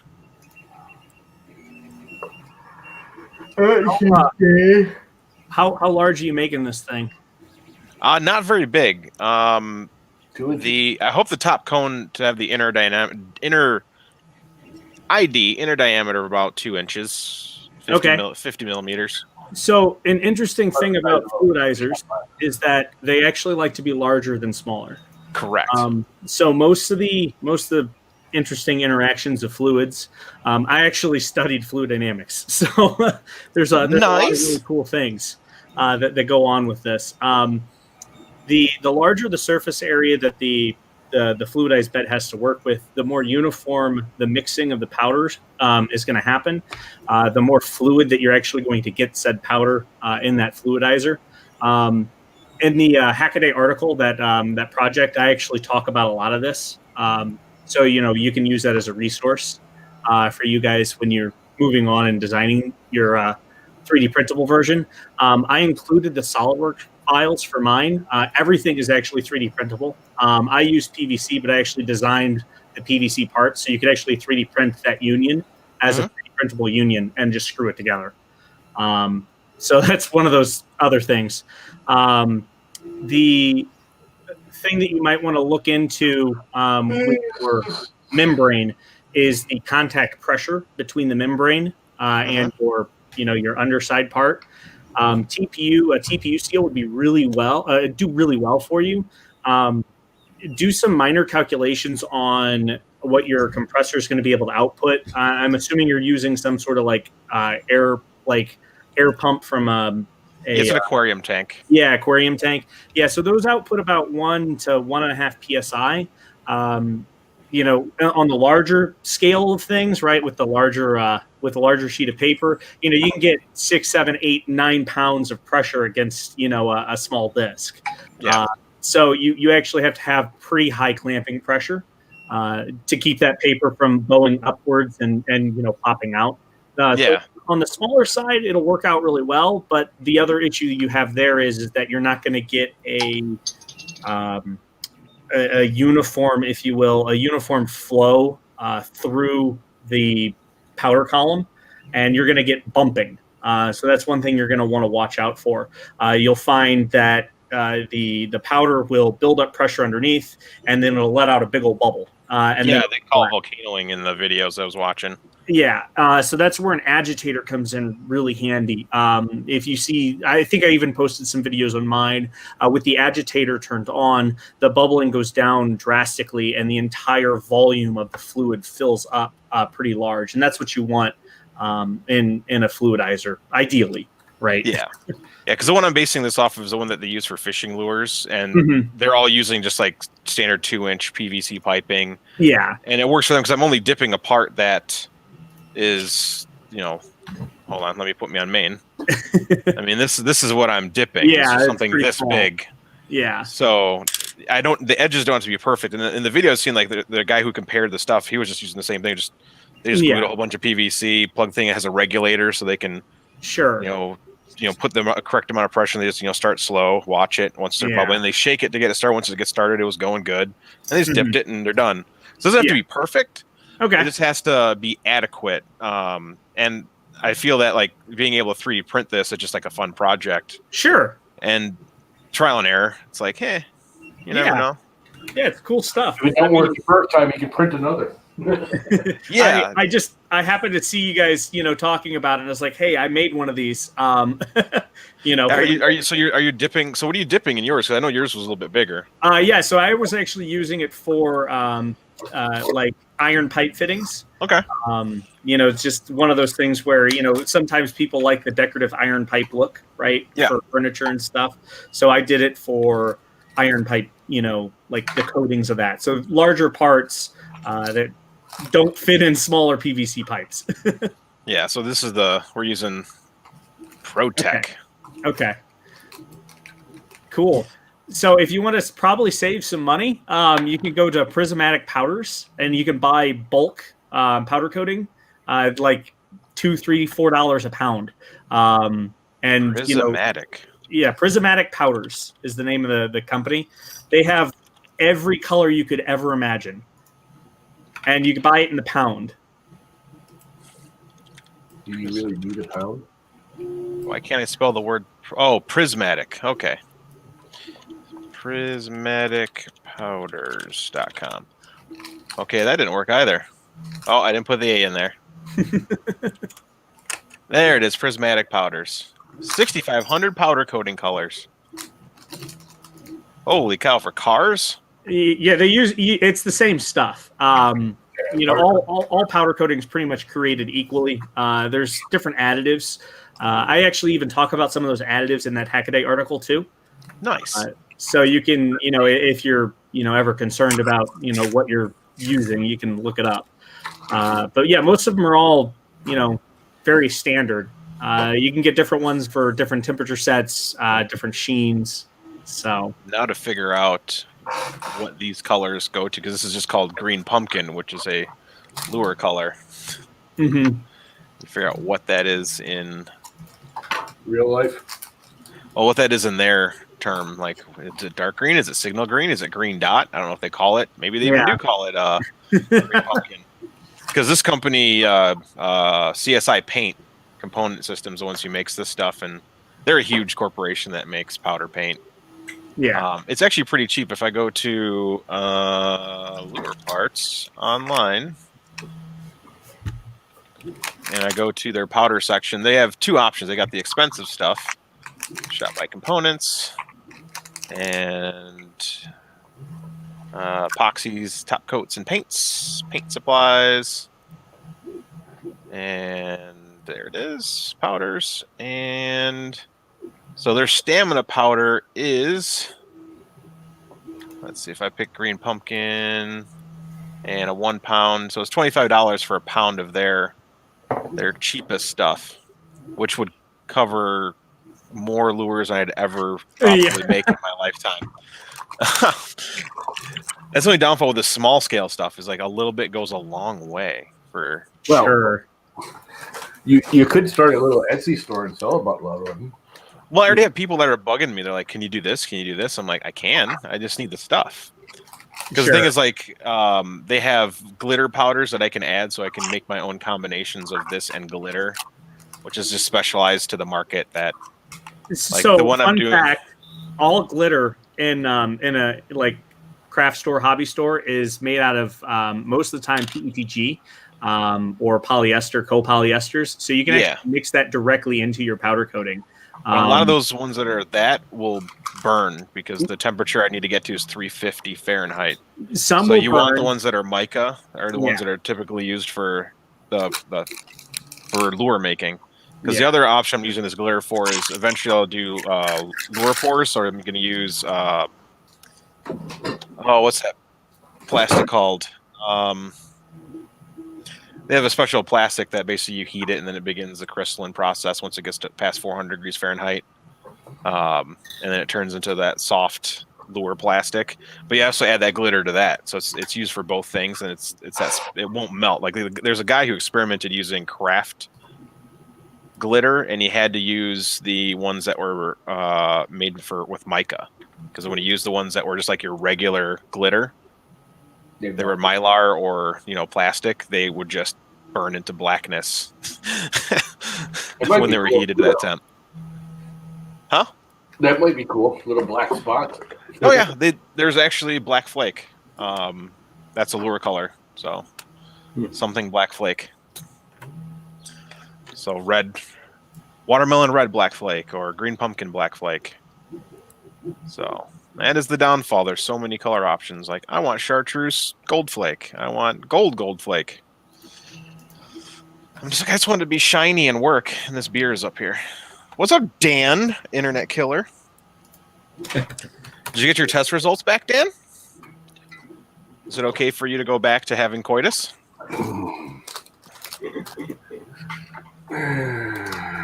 All right. Oh, now I gotta do something in SolidWorks. I need to make. I could probably save this and then make a new part and then make an assembly from the two parts to see if they all work. Because I need to make an O-ring. What version of SolidWorks are you using? 2020, 2021. Okay, you can actually do multi-body if you want. I mean, SolidWorks has kind of made it kind of like Fusion, where you don't need to make an individual assembly part file or an assembly anymore. So you can just keep building inside. Just don't check the merge result. When you're doing your boss or revolve extrusions. These freaking things are addictive. Which the crack that you're eating? Yeah, the Welch's little. Oh, they're fruit snacks. Yeah, they're good, dude. They're like healthy gummy bears. They still aren't, because if you look at it, like 1, 2, and 3 ingredient are all some form of sugar. Yeah. So here's a question for you, Andrew. Maybe you know. So I did this pattern. Let me normalize the top. That would be probably easier to see this. I think we're just stuck on looking at your beautiful face right now. Oh, yeah. There we go. So because I did a pattern over a circle, the edges of this are angled in towards the body. Is there a way to make the pattern go like tangent off of the circle on the edges? It is actually tangent. That's what makes it an angle. Sure. I mean, oh yeah, it is. So that's going to be in your. I mean, you'd need to roll back to wherever you designed that feature. Okay. I designed it unfortunately off the side plane, so it's. Oh, okay, yeah. So it's a revolve. Right? Yeah, it's a revolve off of. Yeah. So. Yeah. So the only way to really change that, I mean, you could, if you wanted to create an offset plane. Relative to your looks like your front plane or your right plane, whichever when you designed it off of. Yeah, it's off the right plane. Okay, so yeah, you can go up to reference geometry and you can create an offset plane from your right plane, however wide you want it, and then with your revolve, you can do revolve up to a surface, and then you can get a flat surface. Ooh, I like that. So yeah, roll back. So grab your bar and roll back to wherever that feature is. Should be here. Okay. And yes, then, that is correct. That's where that was. If I were you, I would show all your planes on your side panel there. Here and planes. There you go. Perfect. Okay. And then go up and create a reference geometry up towards the top. So sketch reference geometry? Yeah, no. So it'll actually be in features. Features reference geometry. You'll create a plane, and then you'll select your right plane there. Yep. And then you can create however large you want it or small you want it, wherever you'd like to place it. Okay, and then do I just place it like near this edge? Yeah, wherever you want. I mean, I think its default is 10 millimeters. So if you want to, scoot it in a little bit, do like 6 or 7 or. That's just like doing an offset plane in Fusion. There you go. Yeah, that'll work. Perfect. And then you can just accept that. Okay. And then you'll need to make for sure that comes before your revolve feature. So you need to drag that up in your feature tree. So look on the left-hand side. Make sure it comes before your revolve feature. Move. Okay. There we go. Okay. Below the revolve. Yep. When you edit your revolve feature, go in there and edit your revolve feature. You should be able to... Edit feature. Yeah, you should be able to click a revolve, and then you should be able to. Yeah, you're doing a mid plane, so you can go up to a surface. Yeah, up to surface. And then you can click your plane there, and then click the there you go, and then hit accept. Or you can do it in direction 2 if you want to, but I would just hit accept, and then we'll create a mirror. So accept. Mirror it instead. Yeah, and then we'll create a mirror off that. So you'll do a body mirror. So you go to features, Go to mirror. I think I did do that. Wow. I didn't add. Oh, there's a mirror. There you go. So click your body. You'll need to make sure you're clicked on the bodies to mirror on your left hand go. panel. Delete, so Yeah, bodies would be the best way to do it. And then Okay. you'll click your plane, your right plane. It says mirror surface or plane. Make sure it's on your right. got it. And then you'll hit merge solids under options. And Yep. then make for sure it shouldn't merge all of the solids. It should only merge in this. So you go ahead and accept Yep. that. Yep. You're good. Oh, it's so much better. That is better. That's pretty cool. Yeah, I did- that is better. I've been doing SolidWorks for 8 years. Wow.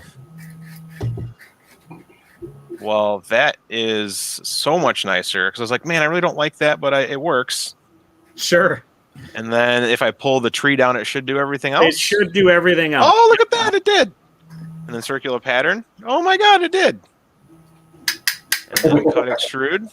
Oh, there it is. It's Mickey Mouse voice. It did it. Oh my God, guys. Oh my God, Becky. So then all I need to do now is create a top for this. Oh, I need to make a TPU insert. So I guess I guess I can combine all this, right? Yeah, I can you go can combine back. all that. Yep. Yeah, so I just select all this and then merge bodies is You can go up to features, or you can go to insert if you want. Insert features and then combine. combine. I think I added that. Yep, here it is. I added it to my own custom There you go, menu yeah. here. Oh, look at that. Boom. Oh, that's awesome. That's nice. So then now I can I would then use the reference geometry. No, not reference geometry. I would use is that under sketch? Yes, convert entities. So I'd convert this entity into a plane. Yeah, you can just sketch right on there, and you can convert that entity. Oh, why am I okay? And You then gotta get into a sketch. Oh, that's right. I got to make a sketch first. Yep. All right. So sketch off of this plane down here, and then convert entities. This. Yep. Enter, and then That'll I can grab the now. outside. Hmm? That'll only grab the outside. If you see it, only will grab the outside edge of that surface. That's one of those little weird things about SolidWorks. It'll only grab the outside edge to make a shape. Okay. So it didn't grab the inside. If you wanted to make an O-ring. Oh, that's weird. Yep. Oh, Yeah. it did. It grabbed the whole giant circle. Yeah. So I you'll gotta need to make grab another the inside edge. You can actually click on the inside edge if you're trying to make an O-ring. Okay. So Control Z. So convert entities inside edge. Yeah, inside edge and the outside edge. You can also click the outside edge. There you go. And then that should work. Oh, okay. Perfect. See? And then feature extrude boss. And that was point something millimeters in. Hey, look at that. It was 1 millimeter in. And I needed to make it like 1.4 millimeters. Don't merge. Where's the don't merge? Is there an option for Right that? underneath your dimensions. Oh, merge Right where you results. have it. There Yep. we go. Boom. So now I have an O-ring. There you go. And then let's go ahead and name it. So combine one. How do I rename that? Rename. F2 on your keyboard. Oh, snap. F2. Oh, look at that. Lower body. And click on this, F2, and that's going to be O-ring. Boom. Okay. Then if you wanted to, you can actually go back into where you were and you're editing your feature. And you can actually take advantage of some of the parametric aspects of SolidWorks.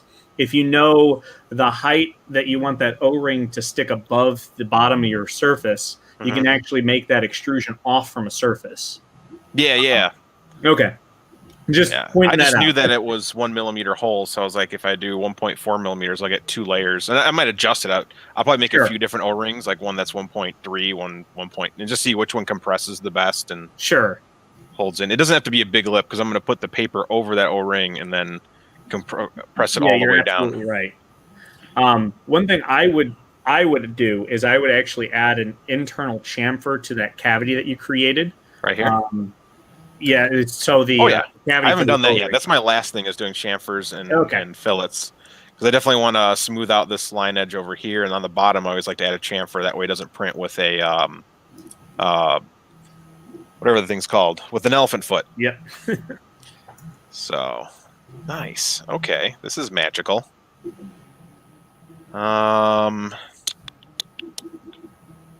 So we got some magic going on here. So now I need to make the top piece, which is going to have the same connection as the whole thing, but then I guess I can print it with that line all the way up, and then how do I put the screw in? Ooh, that's going to be tough. Oh, I can just make it a certain height. This is where I always fail in any CAD program. So I've made this fancy thing with these 3 prongs to then connect to the top piece with the screw. Mm-hmm. But then if I start the next piece, I basically need to do what I did here, but in reverse. Sure. Well, actually, no, I don't. I can copy this whole face, raise it, and then come in with a new circle upward. That way, because I just need to be flat on top for the screw, and I can add a. Okay, I can do this. I'm overthinking it. So let's go ahead and hit the sketch, and we're going to sketch right off of this plane, and we're going to hit convert entities, and I don't think you created your sketch. Oh, I didn't? Nope. Doesn't look like you created your sketch yet. Oh, yeah, you're right. Sketch. Click on a plane. That's weird. Oh, yeah, okay, now we're in there. Yep. And then convert entities, and I want this whole object plus this object. And can I connect those 2 objects together? Like... So if I were you, I would actually just go ahead and create your outside sketch. So just clicking on the first object. Okay. And then convert that. Go ahead and run that convert entities command. And then from there. Oh, I think yeah. So I made one giant, and then I'll make a new circle to cut out. Then you can make a new circle, and you can grab that, or you can grab that edge if you just wanted to click on that edge of the circle, and you can also convert that entity. Because convert entities is pretty powerful. All right, top plane, normalize. So I'm just going to do it this way because I'm more comfortable with this. There we go. And enter. And then if I grab feature, extrude boss. All right, yeah, it's only extruding the piece I need. So let's go ahead and... How tall? How tall? You dying? I'm dying. Oh, wait, we're all dying every day. 5 millimeters should be awesome. Every day you live, you're one day closer to death. This is the oldest I've ever been. I like it. I'm older than I've ever been. How tall is the head of a M3 screw? That way it gets embedded in there. It is oh yeah, I'm in inches again. I was going to say it should be about 2 to 3 millimeters. Yeah, I think it's almost 3. Depends on what type of screw you're using. Is it a pan head or is it a cap head? Yeah, 2.99. So if we want to embed that, we'll do 3. So 5 minus 2. That should still be strong enough for 3 millimeters. Okay. That's not a problem. If it's not, it'll blow up and you can print yourself a new one. It shouldn't have that much pressure. It should really not be that powerful in there. What do you use it for a pump? Just like a little fish pump, right? Yeah, just a fish pump, man. Like it's and it stirs up the air. Yeah. Okay. And then we don't want to merge result. And we hit yes on that. Okay, so now we have 2 bodies. Okay, now I can make another circle all the way around and have a whole new top layer. Oh man, this is going to be getting done so soon. So now I know in Fusion, this took me forever to learn.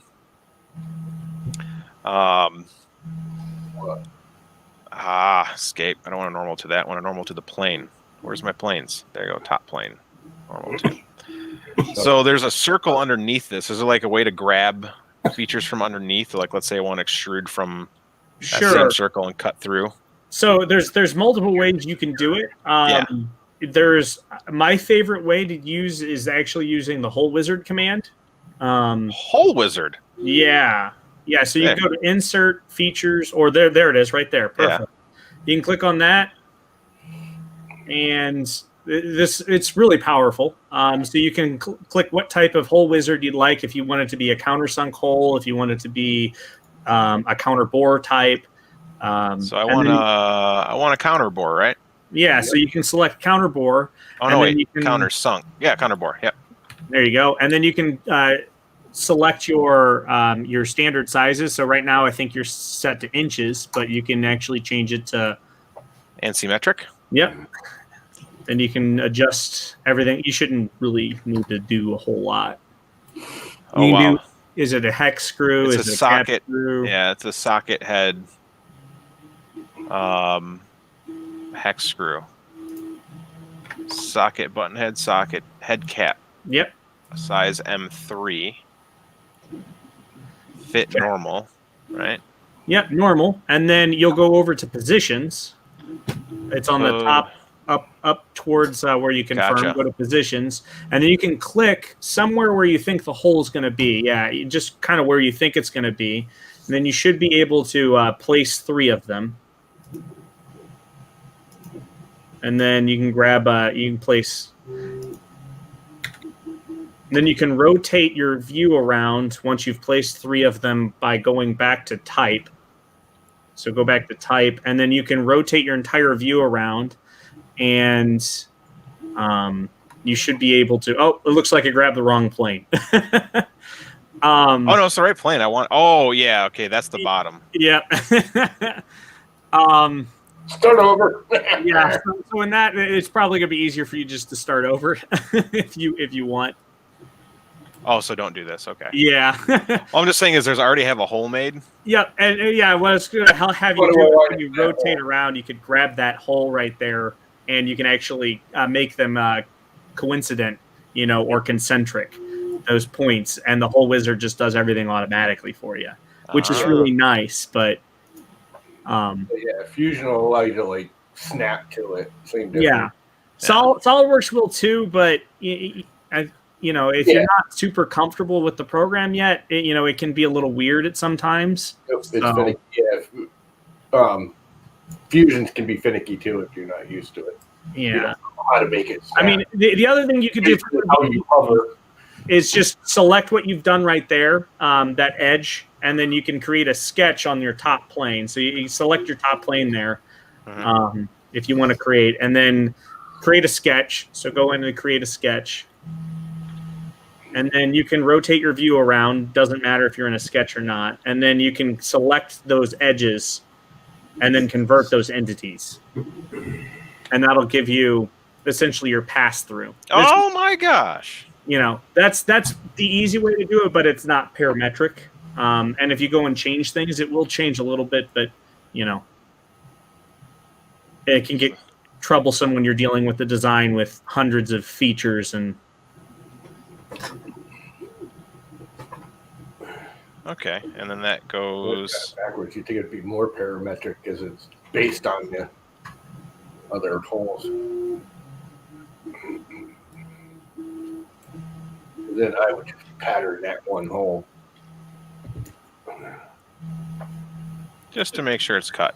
Yeah, and then if I were you, I'd go to feature scope down at the bottom. Oh, because sometimes when you have multi-body parts, if you go back in to edit that feature, and you need to say make a counter bore, right? If you're going to make a counter bore, you don't want to make that counter bore go and interact with other parts. So feature scope allows you to select which bodies that it applies to.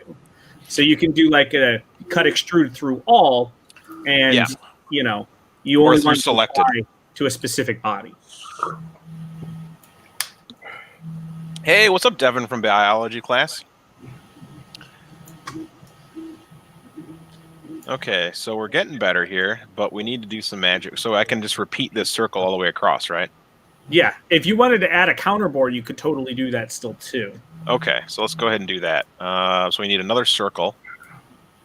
Sketch off of this plane. There you go. Sketch and circle.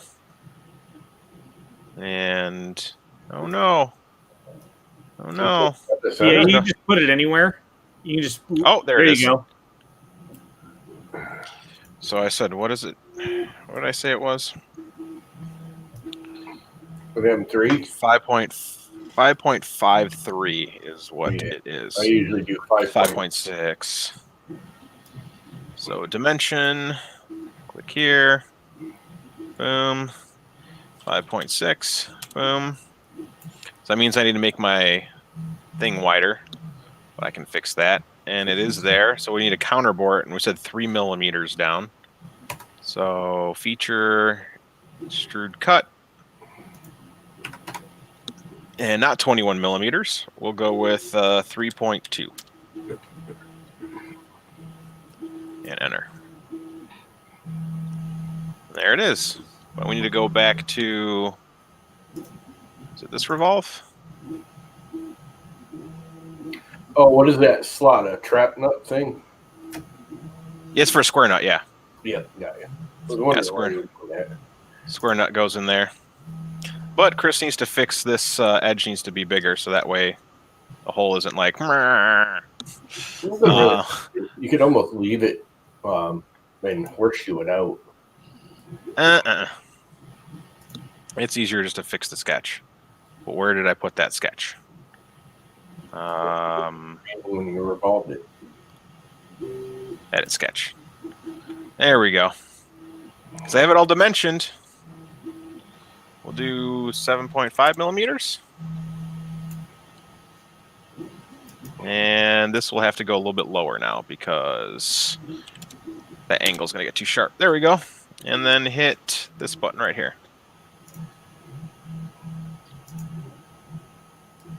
No, we lost our circle that I made. No, you didn't. It's over there. Oh, okay, it's over there. Woo! You just started on an off-centered one. Yeah. That looks pretty awesome. Yep. That'll do, donkey. That'll do. So then if I want to do a feature circular pattern, I select all of the features inside of this. So here, yep. Here. Oh. I find it easier to expand the feature tree. It's just up there. Yeah, and then you can select the features there. So. Just the 2 extrudes. Basically. Yep. Okay. And then I want 3 at 360 degrees. You got to select your direction, which is around this circle. Ah, look at that. And boom. Oh. And again, not that it screwed you there, but like with that one, I'd always do the inner circle instead of the outer one because you have that lip in it, and it sometimes can confuse the patterning. If that makes sense. Gotcha. All right, so now Chris needs to make the top of it to hold the powder. So he just needs to make a fancy thing.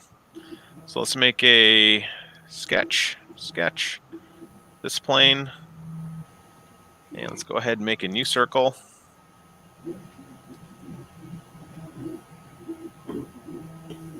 Boom. And another circle. Boom.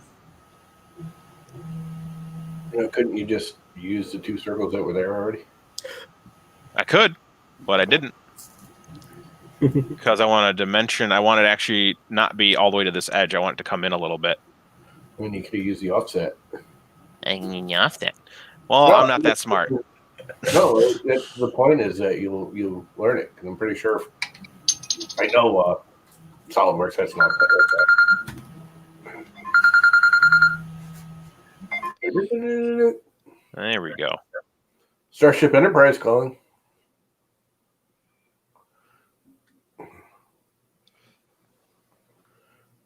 Actually, instead of doing, let me escape. I don't need that dimension. Escape, dimension, delete. No, delete the dimension, you pile of poop. Delete the dimension. Smart dimension, this to this. Oh, smart dimension, this to this. That's what I need to dimension. And 4 millimeters. And then this needs to be dimensioned. Okay. And then we're going to go ahead and feature and extrude boss. Or extruded boss. And what's a good height for this? Probably 40 millimeters should be good. This is the actual chamber where you're going to be putting the item, right? Powder. Yeah, I would recommend going probably double what you think you'd need. Yeah, 18 millimeters is the height. Yeah. Of the object. I can make new ones for longer. I mean, it's not a big deal. Because the powder does expand quite a bit, especially when you fluidize it. So. Yeah, the guy that was testing, he was like, it went from 1 inch to like 1.25 inches, 1.5 inches after fluidizing. It's quite a bit. So that should be it. Awesome. There's our thing. Now the only thing I have to do is then take this O-ring and cut it out of the lower body. That way the O-ring fits into the lower body, or the upper body. F2, upper body. So if I've never done that before. Intersect. Isn't there a simple if it were me, I would suggest just leaving the O-ring on the bottom and not doing anything on the top, having a flat top. That way it presses the O-ring and compresses the O-ring. You'll get a higher compression ratio on the O-ring. It means a stronger grip force on your paper. But you could certainly do it if you wanted to cut. I kind of wanted to use it as a way of aligning. So what I might do is increase the height of the O-ring and then add a smaller cut, so that way there is force compression. Yeah. Sure. But then I just need to O-ring with like 3 millimeters, but only have your cut 2 millimeters, so it has to compress a millimeter. Correct. So what I want to do is make a sketch. So let me remove the lower body from this. Hide that. Okay. And then I will do a sketch of this on this layer. Just do a bowl and remove? Well, what I want to do is just use this, use the convert entities, click this to make a line to then cut into this top layer. Yeah, but I think you can just bowl and remove, right?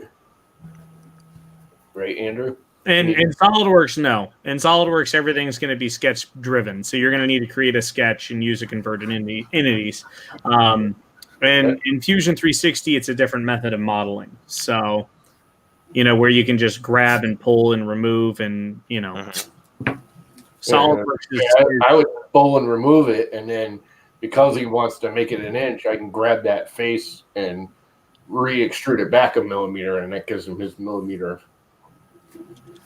But either way, it looks like he grabbed the outside shape. It looks like you grabbed your outside geometry. And the convert entities, it didn't. Yeah. It looks like you've grabbed something. So sketch, convert entities. And I have to do. Dang it! I did that wrong. That's right. Yeah. So I need to do inside circle. Yeah. Convert entities. And you can grab the outside circle too. Oh, that's like really. Oh, I did that backwards. So I can just grab both. Yep. You can grab both and do it at the same time. So click this and control click that and convert entities. Correct. There you go. So it looks like I have. And then SolidWorks 2020 likes to create shapes and show you solids. That's called a solid view. Okay. But it's fine. It looks like you got them both selected. So you can go ahead now and cut extrude. Features, extrude cut. And this is where that feature scope is going to come in handy because you don't want to cut into your O-ring that you've designed in. Yeah. So instead of all Yeah. bodies, it's selected bodies, and this is auto select. Yeah, so you'll want to make sure you uncheck auto select because it'll automatically want to select your TPU seal too. And just make Okay. sure you select your top body. And solid bodies and upper body. There we go. Yeah. And then direction. Right? I'm good. It looks like you're good, and then all you have to do is set in your dimensions, and if that's good, then you should be good to go. Yeah, that should be right. 0.6. Yeah. That is definitely cutting in there. Cool. And then hit this. Okay. Still got an O-ring, right? Yep, I do. And then if I hide the O-ring, I have a cut. Yep, there it is. Sweet. That worked. Okay, now I'm going to add my fillets and chamfers to the outside body. Away, man. You better believe it, man. All right, this one definitely needs a fillet. Oh, that's neat. Yeah, definitely. Yeah. That looks nice. Yeah. You should do it around the holes too, if I remember correctly. I know It did it around the holes, yeah. Makes them Look look at that. Okay, and then I definitely want them here, here, here, and here. I'm gonna do a fillet there. Yeah, it'll only let you do it on one body. body. Yeah. What's up, Ms. Princess? Hey. Another thing I like Fusion better for, it'll let you do all the bodies you want with all the fillets you want, as much as you want, and any face you do, it'll let you do it. Hey, now. Get out of here with your old school. I mean, the more modern application, yeah. I know. So the reason why SolidWorks doesn't let you do multi-body like that is because, again, this is more of an engineering-centric design, and when you're controlling large parts, like thousands of features, you want to make sure that each thing has a definite, this is what controls that feature. Yeah, well, I know. SolidWorks is definitely better. Where's Mr. Rogas? Large, complex stuff. Yeah. In the long run. In Yeah. the short run, it's actually not, but in the long run, it's better. There we go. Got my chamfer on the bottom. Got my fillets that I wanted, and we have to add that. We have to add that chamfer on there still, and probably a fillet on the inside edge and a chamfer on the outside edge. This is looking cool. It does look cool. It's like Fucking rocket science, bro. 10 minutes in Fusion. All right. You go ahead. You got 10 minutes. Go. No, Show me what. Honestly, though, I mean, I'm just busting your chops, but honestly, once you get used to this, you probably could have done this in like 20 minutes. Once you know what you're doing in the program. This is taking you so long because you're still trying to figure it out. You better believe it. It's kind of cool, though. Boom. 1 millimeter chamfer in there. Awesome. Excuse me.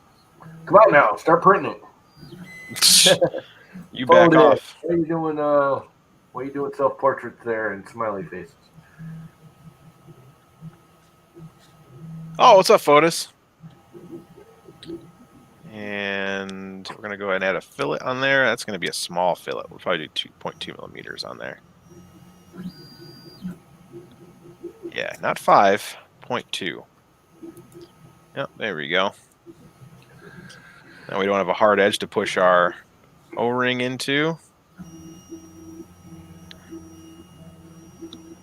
And don't forget it's printing, so you actually want to make the O-ring like 1 or 2/10 of a millimeter smaller than that slot. Yeah. Otherwise, it won't fit in there.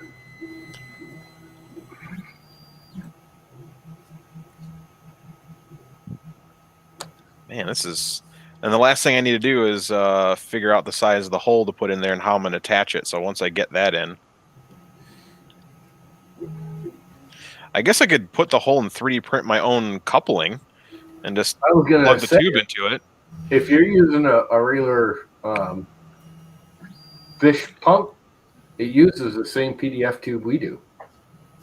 That's where Well, that PDF tube originally came from, was fish pumps. it's the softer tube. Yeah, Not it's probably gonna PTFE. be vinyl. Yeah. If you're using a barbed nipple or something like Yeah, that, you can it's what actually it is. use, you can use the hole wizard, and it's pretty cool. It'll actually allow you to create an NPT taper, so you can screw in a standard barbed nipple fitting that you can pick up from the hardware store. Those are nice, but What? yeah, it's pretty cool.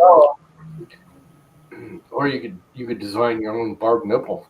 Yeah, that's what I was gonna think. Is just You make my know own you 3D want printed. to design yourself a nipple. You know me, Chris No. loves nipples. I mean, I don't know if you know some girl named Barb or not, but a barb nipple is just the ultimate nipple.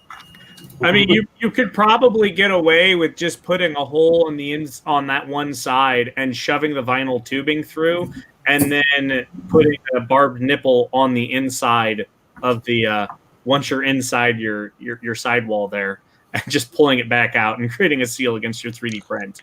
Well, Yeah, actually, that's not a bad idea. I mean, that would be the simplest thing. It would print easier too. It's just having a hole in the sidewall, roughly the size of the vinyl tubing.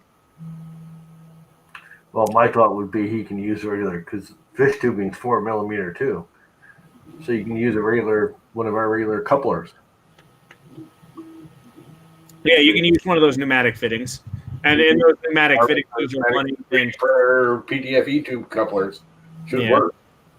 Yeah, the only issue there is that you would need to use the PTFE tubing, because those pneumatic fittings aren't designed to connect to flexible vinyl. and fillet. Point. Yeah, 0.2. That's what I wanted. Just one layer worth of fillet. That way it's a soft edge for the vinyl, or for the TPU. Man! It's almost like you know what you're doing. So literally Andrew did half of the work, and I just sat here drawing it. No, but you learned. You could do it again, probably. I mean, I'm sure you'd forget, but like anything, you do it enough times. There it is. So how does this thing cap off, or does it just blow the paint up into the air? It doesn't cap. The pressure's so low that it should just bubble, and it should raise about a ½ inch. But that's it. So you put that piece of paper in there. So basically, I just need to make a die to make a perfectly round circle paper based off of my body here. So that's another thing. I'll probably just like take a face and extrude it out to make a die to cut out the paper to fit. So, or just dimension and make a circle. Yeah. So I mean, I don't know what my outside edge is. You could even go simpler and just literally punch 3 holes into your paper and just put your paper over it and just put your screws through those holes. I could just put the whole sheet of paper, put the whole top in, poke. Yeah. Yep. Poke your screws down through it and tighten it up, and you're done. Yep. Yeah. Because one of the fun things I want to try is when I get that Protopasta brass PLA. If you keep Fotis, you're not going to get sick off of me rotating. By the way, if anyone wants to join, link to the stream is now in the chat again. Let me zoom in here so it's easier to see. Rotate. I should also make a cap for the top of this so things don't fly out when I'm done. I guess I could pour it out when I'm done every time, too. That's not a big deal. I would just use a latex balloon since it's so small. Just cut it, and then you can stretch over it. That's what I would do. Would you then add a lip on the outside edge? You could certainly add a lip, yeah. I mean... Or you could be really cool and make a TPU cap. Could make a TPU cap. That would be cool. That'd be fun. I do have some pink TPU I could use. That would be really cool. Or that bright green TPU I used for the speaker project. Oh, That thing's done. My buddy said, make me a giant Witcher thing. Giant Witcher medallion. Cool. Neat. Giant Witcher medallion. It is. I mean, look, you're like, hey guys, I'm that rapper dude. Rapper Witcher. Rapper Witcher. I'll let him clean it up. That ain't part of my. I'm trying to burn through the last of that graft milk filament. It prints so not happily. Isn't that like wicked expensive crap? Yep. It's bougie. It comes in a fancy circular. Like again, it comes in this container.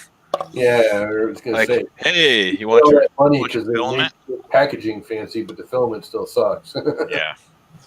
Yeah, it was super moist too. Like it had a whole bunch of water in it, so I had to dry it for about a day and it printed better. And it's already absorbed moisture, so it's already printing kind of poopy. But he's priming it and sanding it, so it doesn't have to be perfect. He said moist. Better believe I said moist. Moist. Would you like a moist towelette, my friend? Mm. Ooh. You know what? I should hit save. Is there a way to make autosave happen in SolidWorks?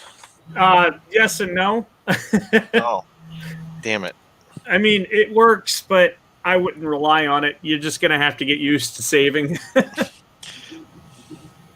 That was the one thing I love about Fusion is just constantly updating to the cloud, and you're like, oh, my Fusion. Well, Fusion likes to quit randomly on itself. I haven't had that issue yet in SolidWorks. Knock on SolidWorks wood. is pretty stable. I mean, when you get really large files, that's when things get kind of unstable. But you know, Yeah, but I'm not going for anything that crazy. Usually things are fine. All right, another 17 hours to go because he wants 2 giant ones. You got to mirror them so you can glue them together. Dude, those supports come right off an Idea Maker, by the way. It's just no, don't they though? the concentric ones. Concentric supports were like It's literally like love. It's just they just come right off. I don't know why every app doesn't just default concentric. Well, I've seen where it doesn't work. I've had some prints where it's embedded in stuff, and you're like, "Wow, this is really hard to get out." I quit life. But the only thing I found that concentric supports don't work so great on is like bolt holes, where you have like the cap head you just put in. Mm-hmm. You got that down in the bed. It seems to want to put it too close to the wall of the actual item, the first loop. Mm-hmm. No matter what you set your offset, your support offset on, it always wants to put it too close. It never. It's the only thing I ever find a problem with. Yeah. But even if you were using Cura or Prusa slicer, they both have concentric supports too, and they work a boatload better than the zigzaggy BS supports that it defaults to. I don't know why they don't use them. From what I remember, Prusa slicer doesn't have concentric. They have grid, rectilinear, the wavy lines. I don't think they had concentric. I'm pretty sure I had concentric. I'm not positive. I know Cura does. Rectal. Wrecked him. Damn near killed him. Years. Yeah, the grid one and the zigzag are like the worst. And that's what they default to. They're the hardest ones to get off. They do the worst supporting. Mm-hmm. All right. This is a pain in the butt to rip off. This is where it gets a struggle because there's all these teeth. So. That's what she said. Mm-hmm. Stop using your teeth. There we go. Now it's coming out. You just gotta treat it like a lady. Nice and gentle with a side of more gentleness.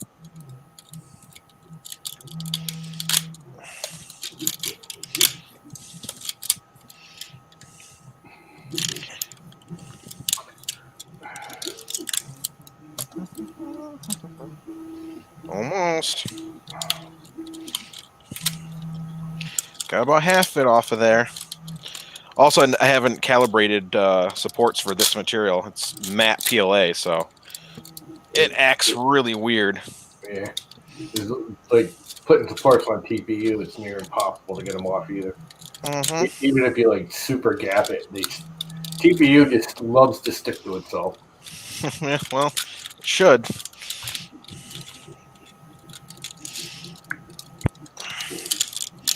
Come on, you can do it, Chris. You can do it. Hulk Hogan it. Eat your vitamins. There we go. That was the stem that was holding it all together.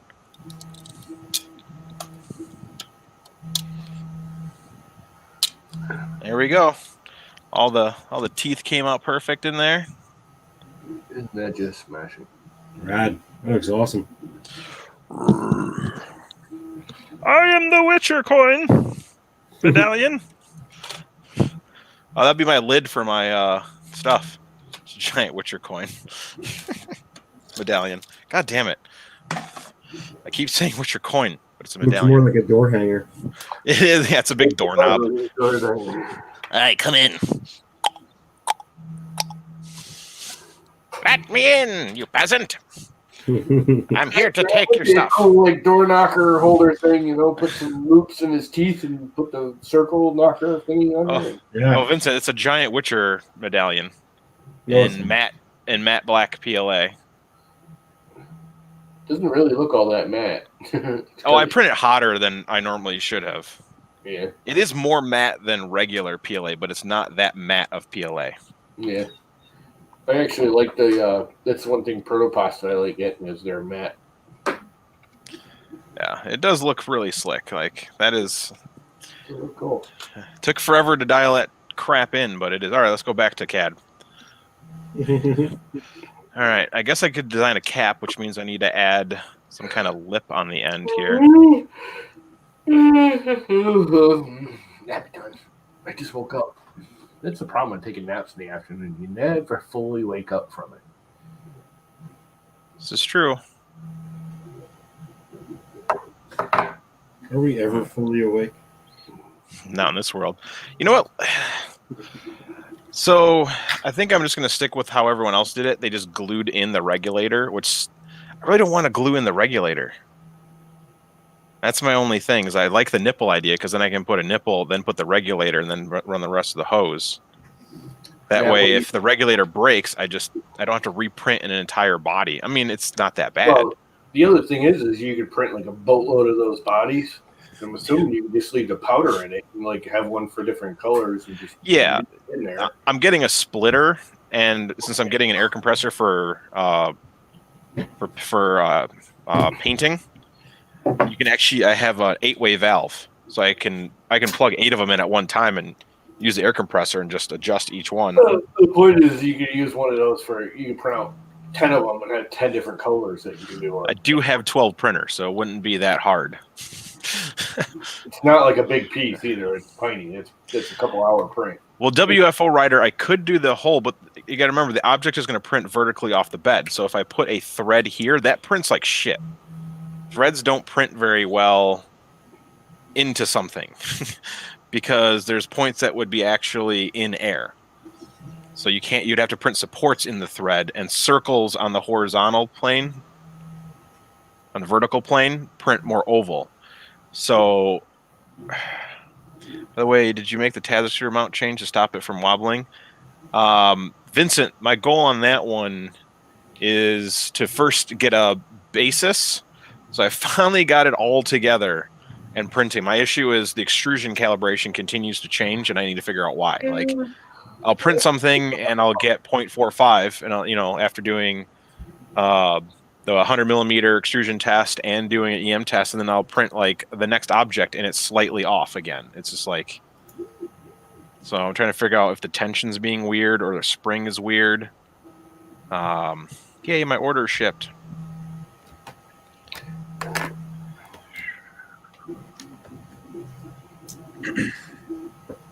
All right. I got invited to someone's spa. No, ma'am. I am not person that goes and gets spa treatments. Ooh, one of the things that I can do is I don't add know, print. man. You look like you could use a pedicure and a. So have you guys seen the trick to make these circles printable instead of having it float in midair? I might have to do that. Oh, put Yeah, the just little add a one one layer. layer thickness on your Yeah. square. Okay, so let's do that. So how do I? Oh, I know how to do that. Can I cut into this so I can see this better and make that the Yeah, view? so create a so you can go with a section view. So up there should be a section view. Yep. There you go. And then just you're gonna need to select your right plane or Top plane? Top plane, bottom plane, it don't matter. What? Oh, there we go. Top plane, and then cut through it. you can cut through it. Yes. Right there is where I want to do the magic. Actually, you want to go a little too high. I just want to be able to see this section. That way I can add the parts, because this is the part that's going to be printing in air. Oh, you're doing it from the bottom, all right? Yeah. Yeah, this is up. I Yeah. was thinking you were doing it from the top. No. So section view save, right? And then Chris needs to do a cut and then a cut of a rectangle. This is fun. So You should just be able to select that circle and do an extrude and be done with it. Yeah, you should be able to select the circle and just extrude in 0.2 millimeters in a sketch, and that should create your solid surface, right? Yep. oh no. So what they do is they print you make a bridge. So one layer gets indented this way. So you have and then you indent another way this way. That way it prints a bridge first. You're right. And then it prints the other bridge the other way, then starts printing the circle over the two bridges versus printing the circle in midair, and you don't have to put supports in there. Yeah. Teardrop is for vertical surfaces. Yep. So they turn circle. For horizontal surfaces, you add basically two boxes on top of each other. A hashtag. And in between those would be the circle. That way the circle has something. You don't need like the Prusa parts. All you need to do is fill that circle in 2 millimeters or 0.2 millimeters, and it'll do it.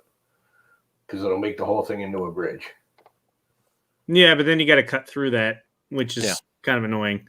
Yep. Yeah, if you just do it one layer, it's not, because it doesn't really stick out. It pops right out when you stick the screw through. It's just literally one layer.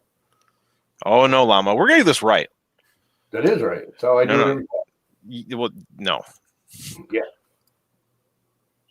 No, Llama face. No. Actually, I want to do it off of this one. Normal to this. There we go.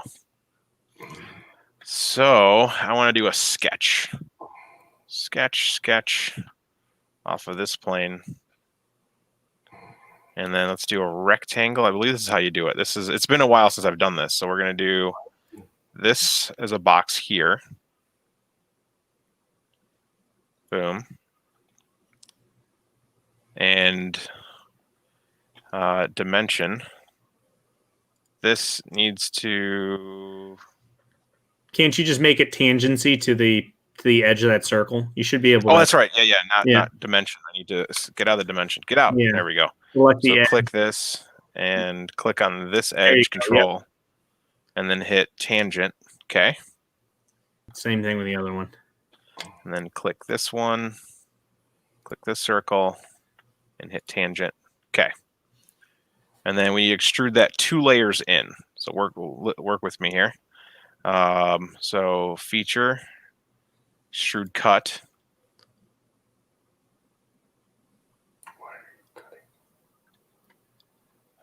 Don't worry about it, Llama. You're learning something. So 0.4 millimeters, so 2 layers in, enter. And boom. Okay. And then we need to make another rectangle inside of that. So let's go ahead and sketch, click on this plane. And rectangle again. And here to here, boom. And escape. Click on this to this. And tangent. This to this and tangent. And then we need this and this. Oh, we need the opposite. Oh, I did that backwards. Escape, Control Z, Incorrect. I need 2 rectangles. Sketch. This plane. Work with me here. We got this. Don't worry about me. I got this. It's a rectangle. From this corner to here. From this corner to here. And then escape. Click this line in the circle. Tangent. This line to this circle. The tangent. And then we're going to go ahead and do this and feature extrude. And that's going to go 0.2 millimeters extruded. So now our circle has something to print on. So it prints the bridge here, prints this bridge, and then prints the circle. And now you don't need anything fancy. Cool. You still end up with triangles that don't have edges to print on. Yeah, but the triangles are small. The circle still won't print as a circle. It'll stretch out and be all bizarre in the first layer or two. Where if You need to look at some of the prints that use this technique, and they don't have any weird triangles. Do I have anything with that? That just makes the whole thing weaker too, but that's not enough to worry about.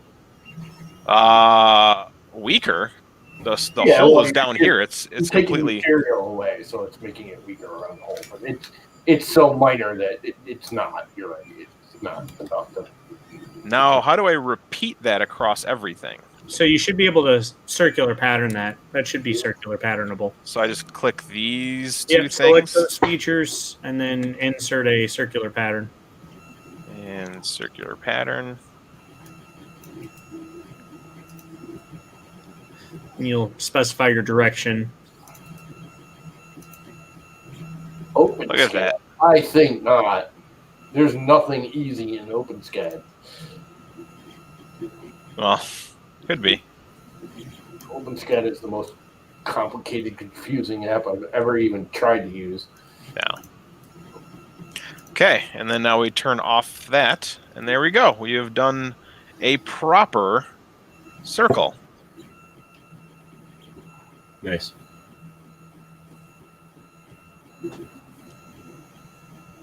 That's coming along really nice. Nice, man. Good job. Look at that. This looks way better than I thought. Vincent. So this is a fluid bed. So you pump air into the bottom chamber. You have a semi-permeable layer between the two chambers, and you have a powder in the center.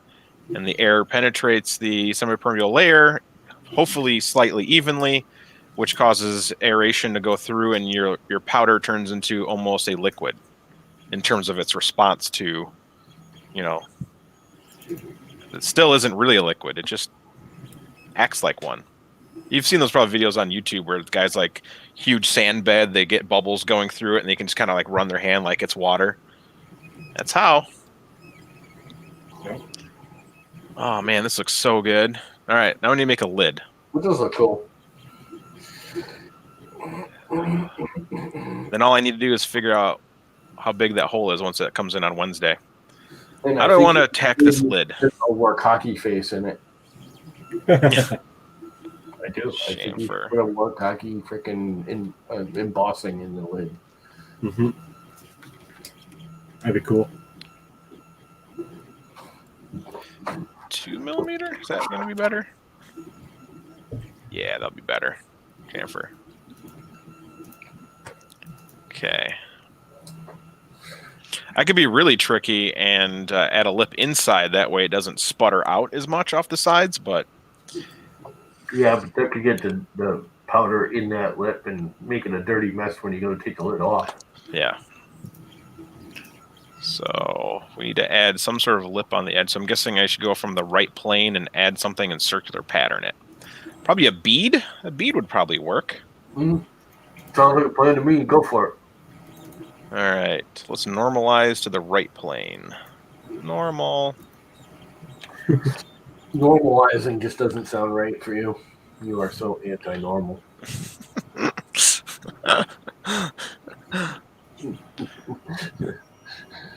Boy, people are just messing me like crazy right now. Okay, what time is it? 3 o'clock?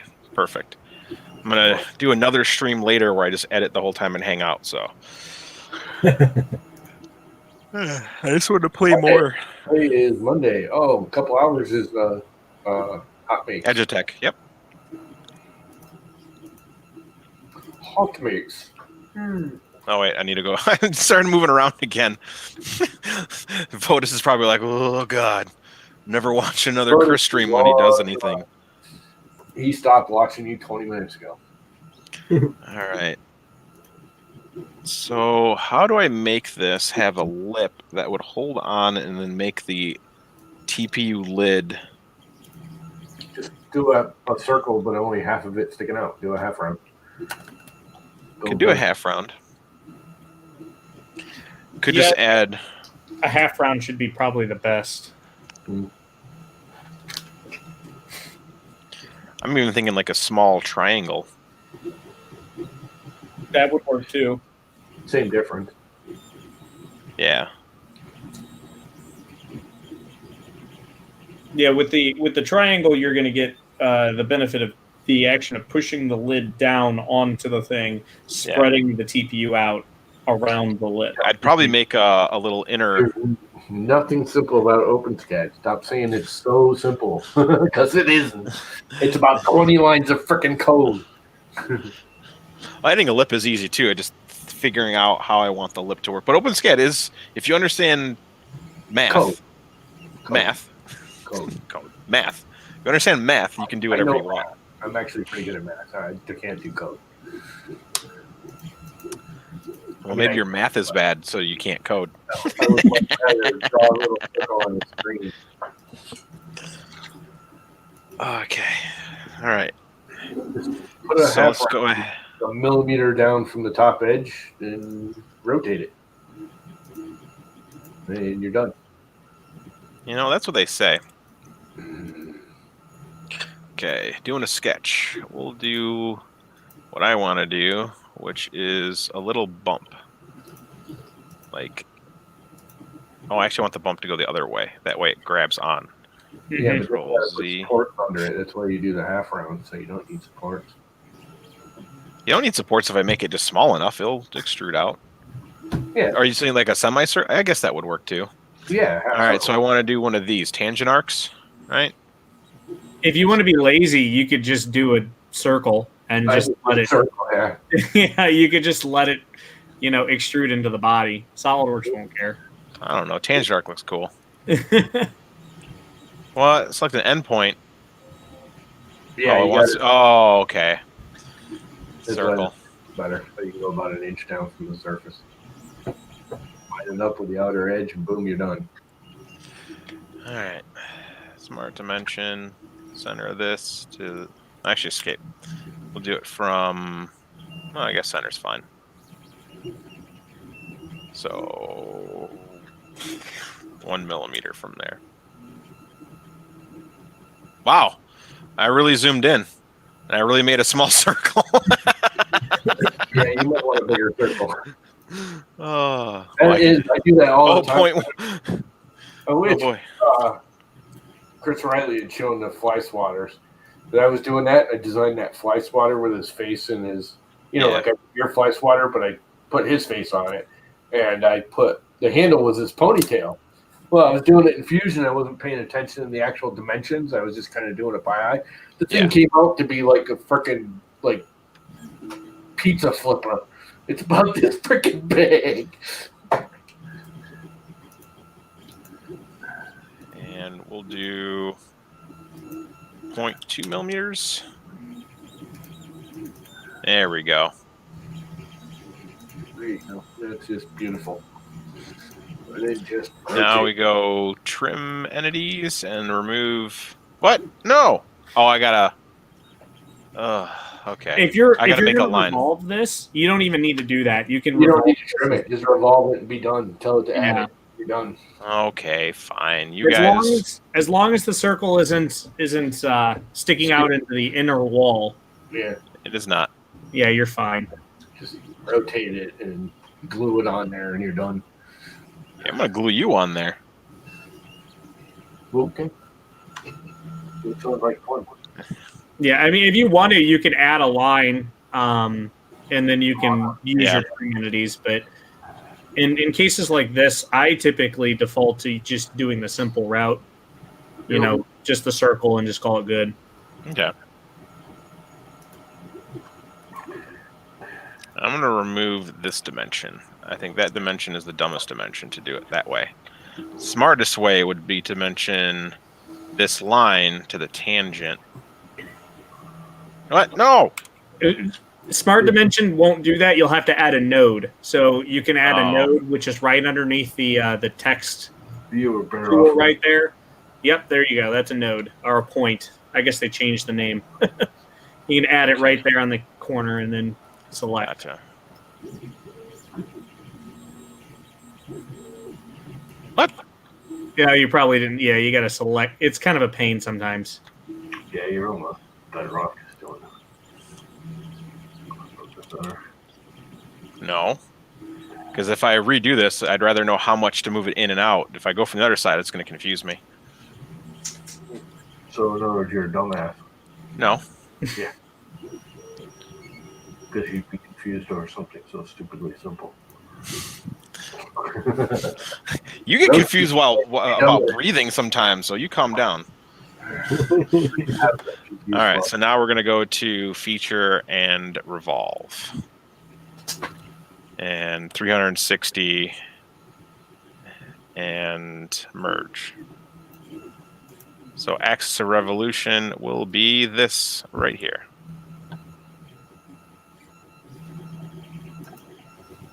Oh no, I need a center line. Don't I? Shouldn't. Yeah, you usually need an axis of rotation, but you should be able to, if you want. It's actually, you can cancel out of this, and you can actually add a revolve axes. It's pretty easy. I just usually just go to sketch and add center line. Yeah, you could do that.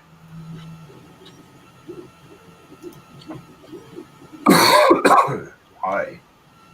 That makes no sense. You should just be able to. Personally, I love the reference geometry because when you do revolves, it'll almost always auto select the reference geometry of an axis. But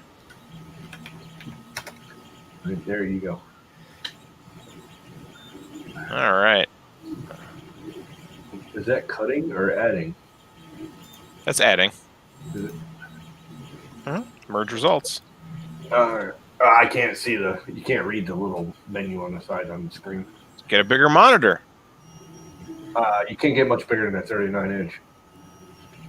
87 something inch, bro. Yeah, okay. No. I don't even think that would help because you're still only broadcasting at 720. 720p. Yeah. You make it as big as you want. All it'd be is bigger blurry blocks. All right. So now if I want to make a cap based on this geometry out of TPU, how would I do that? I would sketch from the right plane because you can get a profile. Okay. So, I just make a big disc and then bowling out the freaking thing. One thing that I find helpful is that you can show sketches from previous features that you've designed. Mm-hmm. And I would show the sketch of your little lip there. Mm-hmm. And then I would also show the sketch of the sidewall or the extrusion that you did for your top cap. And you can actually create, fairly easy revolve geometry that way. Okay. Yeah. All right. So I'm going to make a new sketch off the right plane, right? Yeah, that's what I would do. New sketch off right plane. Go over here. All those faces and make a revolve. Follow those faces and make a revolve. Yeah. Well, I'm assuming you have to draw it, but. Yeah. So I mean, you'll need to show. So the feature that you just made of the revolve for your lip, I would show that feature, or I would show that sketch. So yeah, if you select that, and you should be able to show the sketch. There should be a little drop down arrow that you actually can see the sketch underneath. I think it's just kind of hidden on the side there. You kind of scrolled over. Usually I just hit project and select it all, and it makes a line there. And So I think your feature tree there's a scroll bar on your feature tree sometimes, and it's scrolled over so you're not seeing the little drop down arrows. But there should be a little drop down arrow right next to the image of your revolve. Oh, you're right. Yeah, SolidWorks does that. There you go. Let me pull this out a little bit so it doesn't do that. There Yeah. we go. Yeah, so there's a little arrow. You can click that little arrow, and then you can show that sketch. So right-click that, and you should be able to click the little eyeball there to show it. So now that you can see that, you can use that as reference geometry for this sketch. So you can make a circle that's a little bit bigger. That's probably what I would do because you want it to have tolerances for clearance, right? So you can draw right from there. And then, yeah, so now that you have that, now you can just kind of draw your shape accordingly. Okay. So, pretty easy to draw a line straight up from there and then over.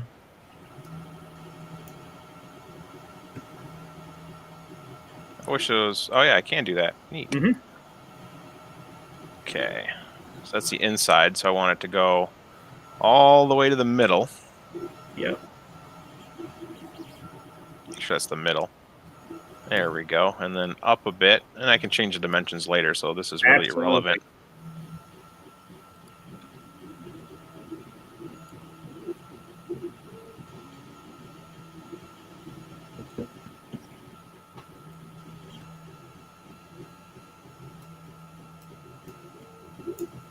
And then you can add dimensions for, on that line there if you need to add clearance later on.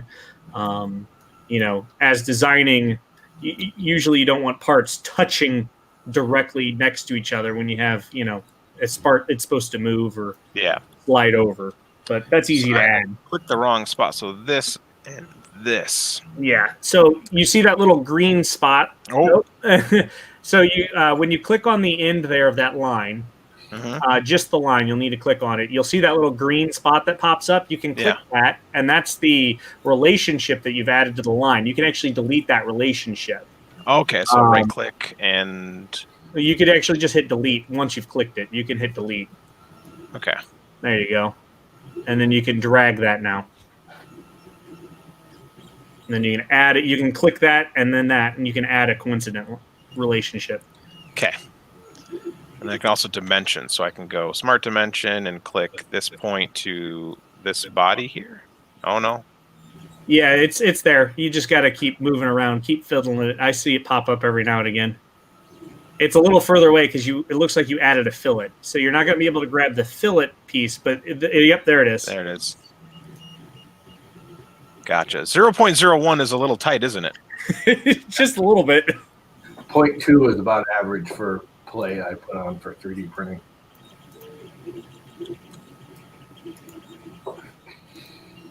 Oh, that looks huge. Yeah, but you're zoomed in pretty far. Yep. Yeah, it's a pretty small item too. Okay, and then I need to escape. I'm gonna hit this point and make them vertical. Looks like the line already has a vertical relationship, but that's fine. Is it? Yeah. So if you click on the line, you should see a vertical. Yep. So you see the little green line there with the it's already vertical? Yeah. Okay. Just making sure it was. And then the top can be right on it. That really doesn't matter. Yep. And then I need to fix this. So this line, let's remove this one. I think this is the one I want to delete. Okay, then. Nope. Looks like you might have deleted the line. Okay. Oh, that's not the one I wanted to escape. Control Z. Yeah. Okay, now it exists in the real world.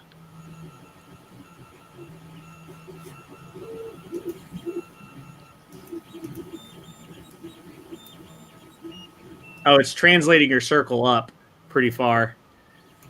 SolidWorks Auto Solver isn't the best sometimes when you're dealing with circles and lines.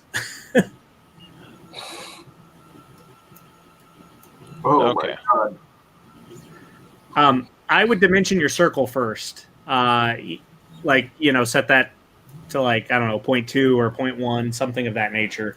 And then you can move your line on your bottom without it freaking out.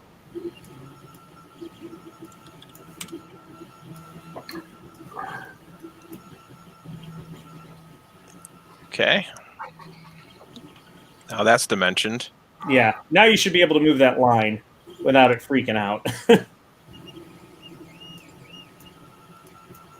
Unless there's some other. Oh, it looks like there's an intersection relationship. You could probably delete those relationships. You click on them and delete them. Then that makes the line go away. Oh, that's weird. Unless I didn't draw a line there. I mean, I could just make a new line and just put it anywhere I want up here. Yeah. Okay. Maybe that's what my problem was. So smart dimension, this point to this line. There you go. Will be 0.2.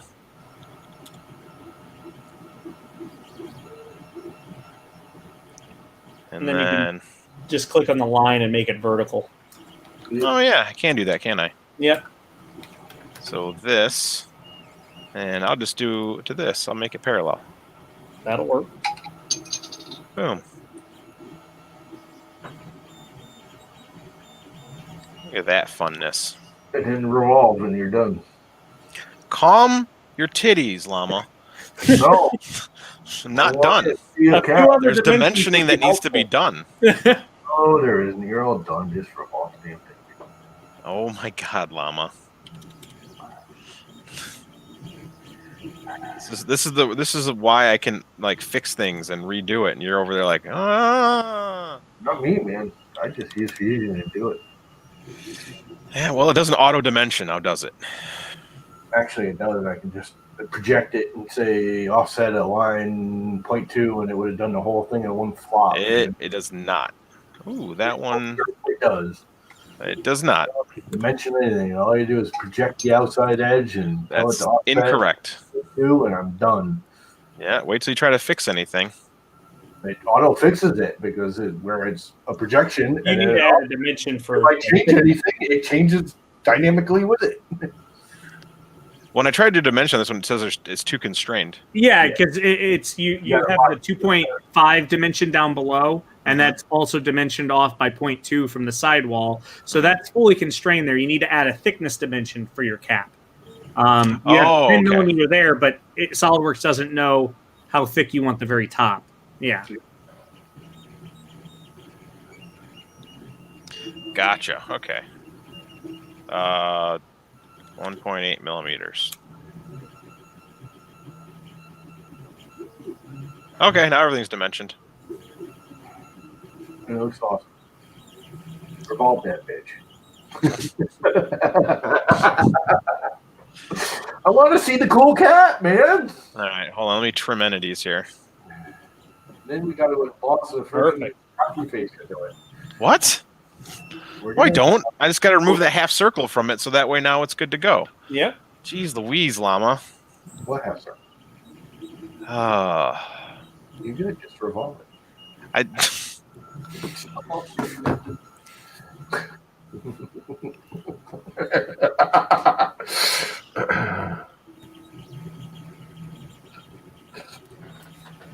You should be able to set. Yeah, well, you could probably zoom in and select the center line there for your actual sketch, inside your sketch of the middle part of the cap. Zoom in, yeah, right there. Select that line for your revolve line. Oh, okay. Revolve. Gotcha. There's my cap. And make sure you turn up. Oh, I picked the wrong. Go ahead. this is pretty easy. So actually, go ahead and hit. Don't hit merge result. So uncheck merge result. Okay. Up top. There Yep. you go. Yeah, and then go ahead and hit enter. Yep. This is really cool about SolidWorks. So now then we can go back to your revolve feature where your sketch is. So drop that down and then right click the sketch and then you can hit edit sketch plane. Edit sketch plane. And then select the correct plane that you would want to do it. So there you go. And then hit enter. Oh. And it should automatically fix everything. It did. I still think you need the Warkocki face in the cap. I'm gonna give you a Warkocki face in your knuckle butt. Yeah, I bet I even have an SVG you can emboss right on there. I'm just gonna put a giant penis on there that has a llama head on it. Okay. That's gonna be my logo for everything. At least it's giant, better than a little puny Warkocki penis. Mm-hmm. I do, man. I think you should emboss a Warkocki freaking. I don't care what you think, llama. It's pretty cool, man. Then it will be Warkocki cap. All right, that's what I want now, so I can look at this and because I'm going to add some chamfering, so I know I'm not going too deep here. That's what she said. Correct. I do like how SolidWorks displays the chamfer wire frame, where Fusion just tries to do it and keeps going, no, can't do it, and then you get the little stupid spinning thing while it tries to do it again. There we go. Yeah, that's too much. So let's do 1.5 millimeters. That's better. Boom. I'll be back. All right. I think that's pretty awesome there, Warkocki. Okay, and then this and this need a fillet. Boom. Okay. There's our cap. I guess I should leave a slight gap up here, like a really, really small one for... I don't think you need to where it's TPU. I think it'll actually be better if you don't. Okay. Because, you know what I mean? It'll, like, pull it down when it locks in and seal it. Okay. I think we need it to be perfectly sealed or anything, but...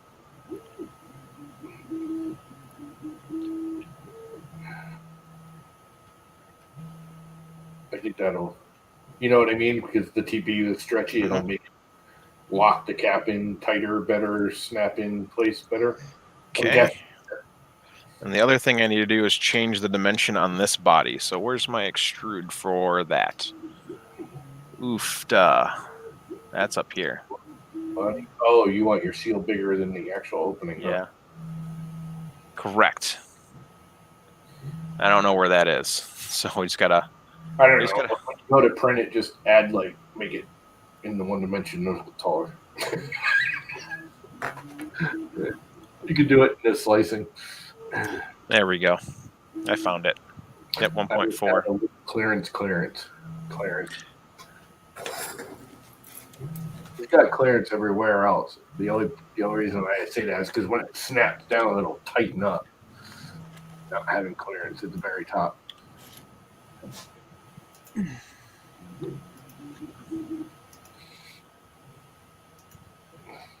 There it is. It's a little bit taller, don't you? It is a little taller. Is it? Yeah. You just can't see it. Yeah, that's the only issue I'm seeing is it might not snap down because there's nothing on the sides for it to squish through. Yeah. Yeah, TPU will still squish. Just yeah, but where's it going to go? Where does it compress to? The infill. It'll compress into the infill. There's not going to be any infill. It's solid layers. It'll still compress. Your face is going to compress. I would give it some clearance on either side, though, because 3D printing won't. Yeah, that's what I'm saying. It needs a little bit of side clearance. Hey, if you walk in, if you go back, you can add you can add a chamfer actually instead of like having to do adding clearance before you added your fillets on the edge there. And you It's it's only 1.4 millimeters wide. Like, yeah, you can make a shallow chamfer. It doesn't have to be 45 degrees. You can make it something like 80 degrees, and that way it's going to add about 0.1 millimeter, maybe even less than that of width, but it should be pretty easy to do. yeah. I get what he's saying. That'll give you your clearance. That should give you the clearance so that it can be compressed. I almost want to like make the inner diameter just a little bit in, like one small bit in. Yeah, like 0.2 millimeters. I usually like anything like with that. I put a 0.2 millimeter clearance on, and they usually because I think if it's tall and you compress it down, it's going to get wider. It is. So I would think an inner diameter fix would be better. I don't know how to do that, but we'll figure it out. I think it's off of this sketch that we did. Yes, let's add this sketch. So how do we make that different? Because all I do was take the hole that I cut and made it. Can't you do an offset somehow? I know you can in Fusion. Is this your seal sketch right here? Yeah. Yep. Okay. Yeah. So you should be able. Was this a converted entity? Yeah. Okay. So if you click on the inside circle there, you should be able to see the green little piece pop up. Yeah. You should see it somewhere. Might be. Or you can look in the left-hand the panel, and you see it says relationships. It should say on edge. So if you click on the on edge, it just says add relation. No, up one. Existing relationships. Oh, on edge. You can click that and delete it. Okay. Just hit delete. Now it's got no relationship. Now you can move it around. Okay. And you can add a dimension. So I can dimension it off of the outer edge. Okay. Yep.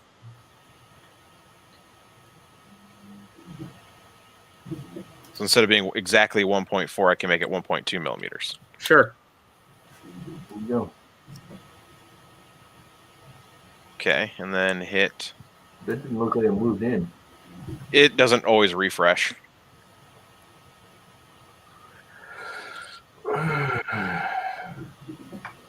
Doesn't always refresh. The hardness isn't going to matter. It's so small. Yeah. Yeah, because if I zoom in now and I hit this, which will refresh the building. Oh crap! Oh crap! You had the wrong sketch selected. Yep. Manzi. So what you could do there is you could just make that bigger if you wanted to instead of smaller. So you can make it like 1.5 instead of 1.4. Yeah, but they'll only do it to the top and not the bottom.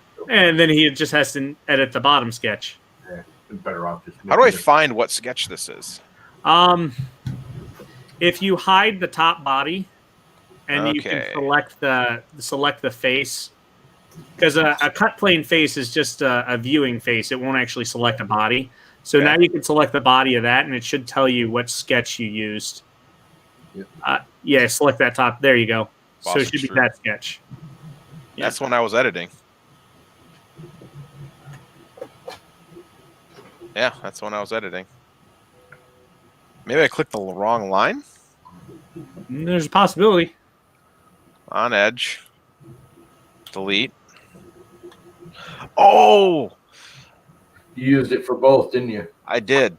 Yeah, so we'll have to go into the top part and then edit that sketch, and then you'll have to add back the Well, can't he just draw another circle on the inside and reference that extrusion? I could just delete that O-ring and just make a new O-ring, which would be a lot faster, I think. Yep. Yeah, it would be, wouldn't it? You don't even have to delete it. You just need to draw another circle and tell it to, extrude from the inner circle to the new circle, not the old one. You just re-reference the actual extrusion profile. But again, it's using that. Yeah, but just draw another circle inside that. All right, let's try your method. Let's point whatever millimeters inside. Let's make a circle. That's why I like the offset in Fusion. I can just say offset at 0.2 millimeters. Smart dimension. Boom. Boom. Boom.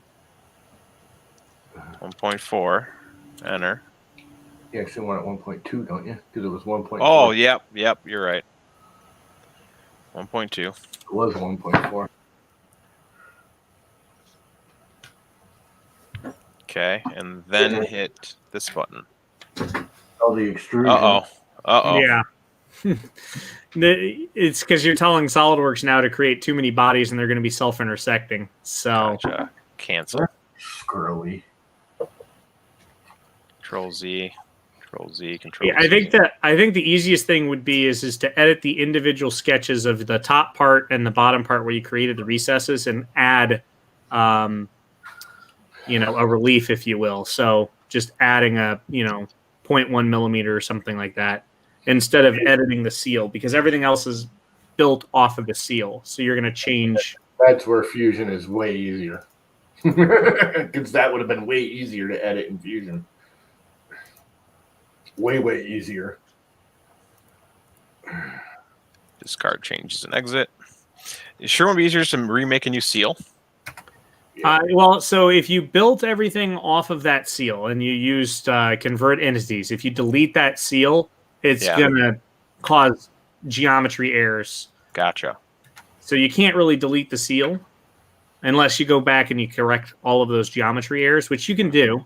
The other thing you can do is just do a negative extrude circle on the inside of that seal and be done with it. Yeah, you could do that, where you could just create a circle on the top sketch and just cut some. Okay. 0.2 area. Okay. I think that's going to be easy. Fillet number 8, we're going to call that lid. It's kind of hacky because if you ever have to edit this thing, that's going to screw up on you. But okay, so we're going to go ahead and do a new sketch off the top of this seal. Yeah. Let's hide the lid. Boom. Okay. And we're going to make a circle from the center. Is it grabbing it? Did it grab it? Yeah. And where is our seal? Oh, boy.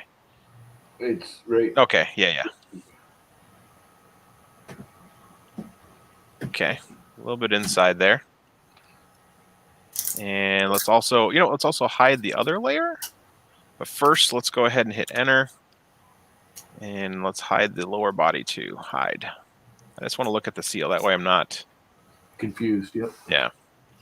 Now let's dimension edge of this, the edge of that. And we can do 0.2 millimeter. And then just extrude down feature, extrude cut. Sketch plane, and then through body. Yeah, you can do through all, or up to next, or whatever you'd like. Up to next. There we go. Okay. And then you should be able to just click on that bottom face and it'll automatically cut just that out, right? No, that doesn't work in this. So the drop down is 4. Okay, that should work now. So now if I add everything back, so let's go ahead and put the lower body back in. There we go. They did it. That was correct. Thanks, Llama. Like I said, though, if the problem with that is now if you go and edit all this stuff, that might screw up on you. It might. But I did dimension that circle from the center to the edge. So if this does change, it should continue holding that 2-dimensional change. The whole thing bigger, it won't get bigger because you dimensioned it from the center. It's not referenced the actual hardware you already have built anymore. For everything else, you referenced. I referenced that O-ring off of this. It is dimensioned off of this bottom plane. I did the cut first, then made the O-ring. Yeah, but the circle from the center, not from the. Correct, but that's dimensioned off of whatever this is. So if I change this, this changes. Yeah, but if you make the whole thing bigger, that O-ring cut is not going to get bigger. Oh, you go away. Actually, no, you did do it. You did it 0.2 millimeters off the edge of the O-ring, didn't you? Yeah, that's what I'm saying. No, you're right. Yep. I kept thinking all right. You punched in a dimension of the circle. So that looks pretty cool. We should be good. I think that's it. Besides, I have to figure out what hole to make here to put the regulator in. I think I'm just going to measure the regulator and pop a hole in that's like exactly the same size and just use some epoxy and glue it in there.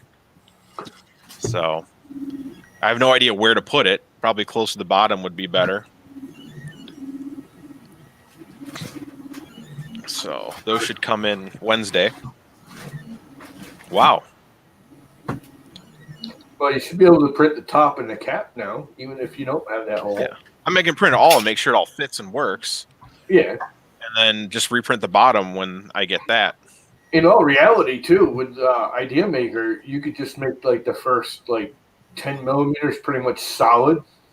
And when you get the pump, you can just take a regular old drill and drill it out. Put a chamber on the top hole. Top side hole.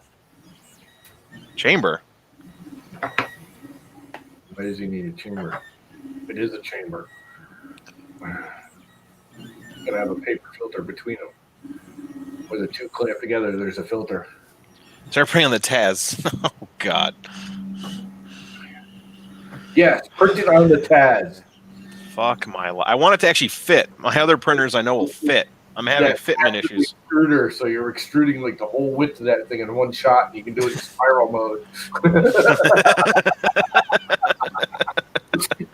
It's just like done. Yep, and I got that nice inside lip there.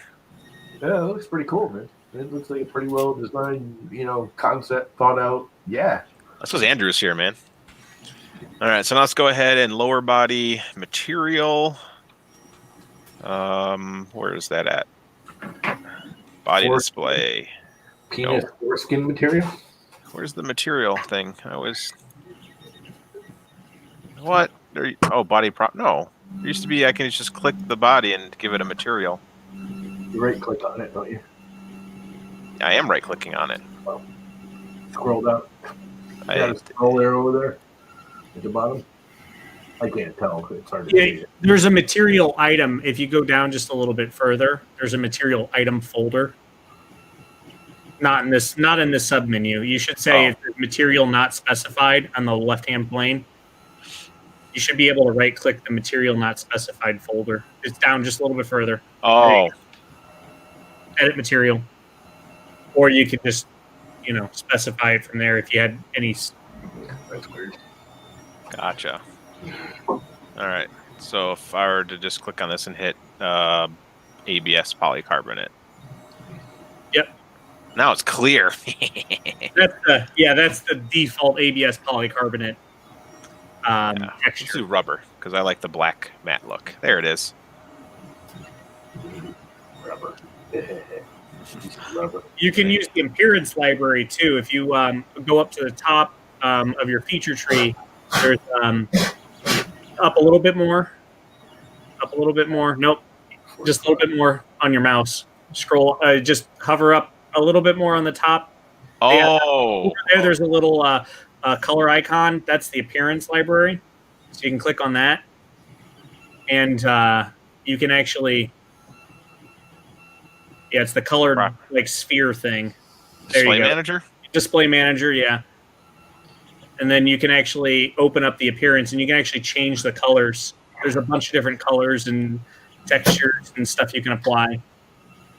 So you can drop down, it says under appearances, you got plastics, metal. Medium gloss. Let's go with this red. And then, you can apply that to a body, you can apply it to a face, you can apply it to... do it to a body? How do you do that? So just drop it on there, and then you can actually select. And it's got to be added to the edited in section view. Oh yeah, get rid of section view. Okay. You just drag whatever color you want onto your surface or body. Red's gone. What happened to red? Oh, there it is. And then you select body. Yep, select body. There you go. Gotcha.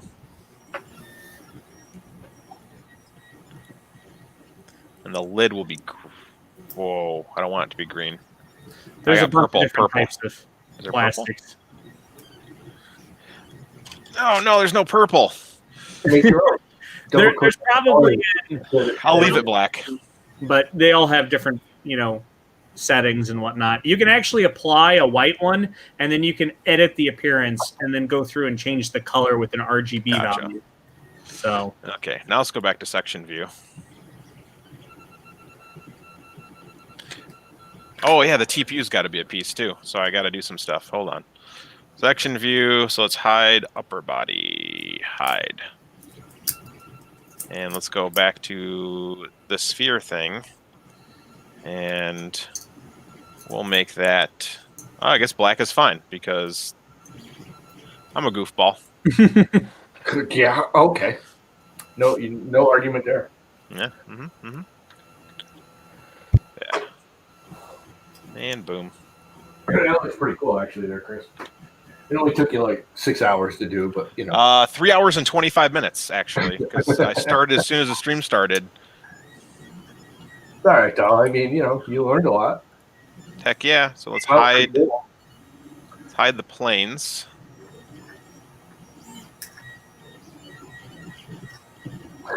Yeah, you excited about changing the color. Yeah, just colors don't bother. That's whatever.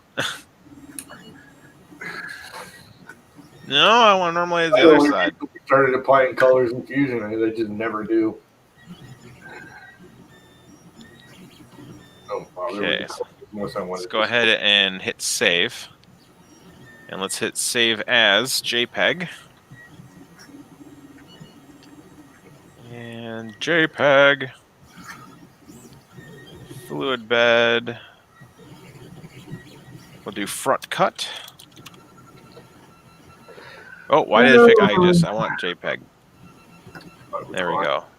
Fluid bed front cut. And let's go ahead and remove the cut. And we'll rotate it just a little bit, like that, and zoom in just a little bit, and do this, and save as, and JPEG again, and fluid bed front. Boom.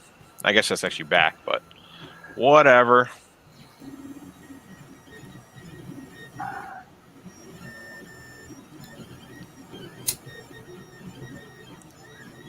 And someone's Windows forced reboot. No, I hit save, so it doesn't really matter. JPEG. So when I export this as an STL, will it give me each individual piece? So you'll need to hide each body. Okay, and do then each one export. separately? Yeah, export individually. Can I export each part individually and make it an assembly? You absolutely can. Yes. That would be fun because then I can do things like making it explode and come together. Sure. Yeah. So there's an insert feature split part. Okay. And then you can split the parts up into their own individual parts, and then you can maintain the link so that when you edit this, all of the other parts are also edited as well. Okay. So the most complicated thing about OpenSCAD is getting OpenSCAD to do anything. Guys, Llama hates OpenSCAD. Yeah. And the other question I have is, I don't know why people think it's... what is it? Dang it! No, I forgot because Llama ruined my train of thought here with his funniness. Just gonna throw Llama under the bus because my brain isn't working. Hey, Chris, stop thinking. Stop thinking.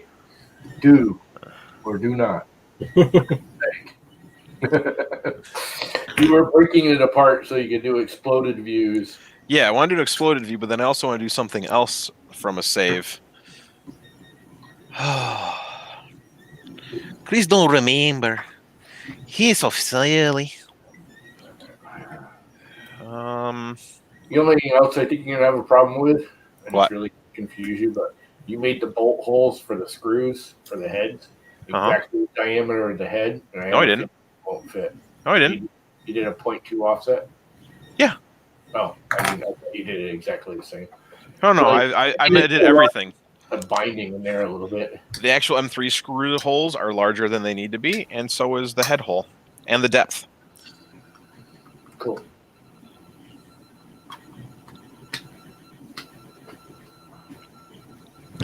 Okay. Head hole. Yep. And file, save as, and we'll call this one top. And it's for people that hate themselves. You know what, Mr. Buttram? That's something we agree on. I just don't. Wow. OpenSCAD. I'm just not smart enough for it. But I've just seen people make some ridiculously cool things in OpenSCAD. Oh yeah, you can. But I mean, to do like a fillet, like you clicked on that and you did a fillet, is like 20 lines of freaking code in OpenSCAD. Who is that? Yeah, it is.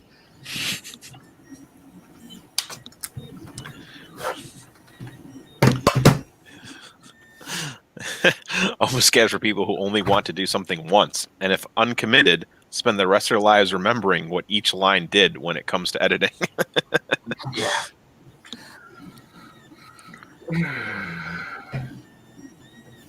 All right. Man, I wish I had that other part so I can be like, hey.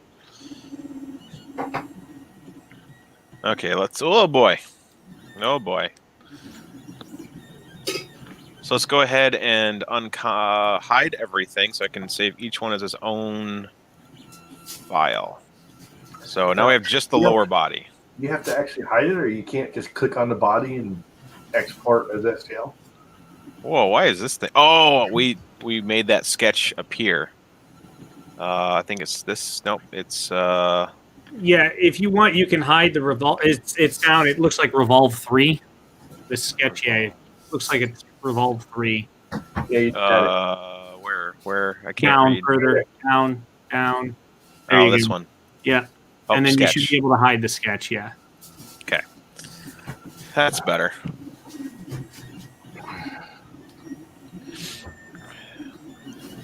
Man, this was fun. I feel so empowered. I feel like a maker, not a printer. And I'll put the TP. You know what? Just for a photo, I'm going to put the TPU O-ring back in. Okay, and then I don't think you have to hide them all. I think you can just select the body in the tree and right-click. I think the guy who uses SolidWorks would know better. No, I'm asking as much as saying. I believe you just select the body and export it as STL, can't you? You don't have to hide them all, do you? Because if I do right-click on it, there's nothing. Like there's no. I can save the selection as a new thing or body display as wireframe, but there's no like. Export. All right. No, there's no export. Like, I can send it to a new thing. I can go say, yeah, I can insert into a new part. That's a waste of time. Yeah. Yeah. So to save the STL, you just hide the individual bodies that you don't want, and then you save as STL. Yeah, I can do the same thing for SolidWorks. But that's what I'm doing right now. I just want to make individual SolidWorks parts. Oh, the proper way to make individual SolidWorks parts is actually to go to Insert, Feature, and then a Split Body command. And what it'll do is it'll actually split everything.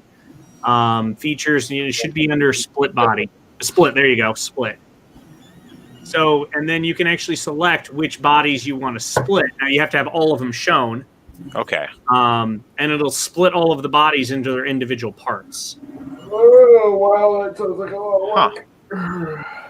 So, because as you're doing it right now, you're saving each part as an individual file, but it's actually not saving. It's just making a copy of the whole file. And if you go in and edit that one part, you're only editing that file and not the other.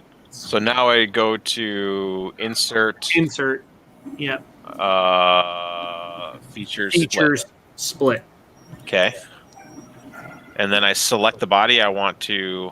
Yeah. So, you should be able to select. You should be able to select all bodies. So insert. There's a trim tool. Huh. Features. Split. Oh, actually, it looks like in 2021 or 2020 they changed it to. It's no longer in the split command. I'm sorry, it's in the save bodies command. Oh, where's that at? So yeah, so it's in insert features, and it's just down a little bit further. It's in save bodies. Okay. And then you should be able to select all of them now. And then that's easy. Yeah. And you can assign their names, or you can you can assign their names individually, or you can assign them automatically. It doesn't matter. Oop. Yep. So this is just naming the part. Okay, so I'm just going to name it fluid bed lower body. Save. Double click this one. Fluid bed upper body.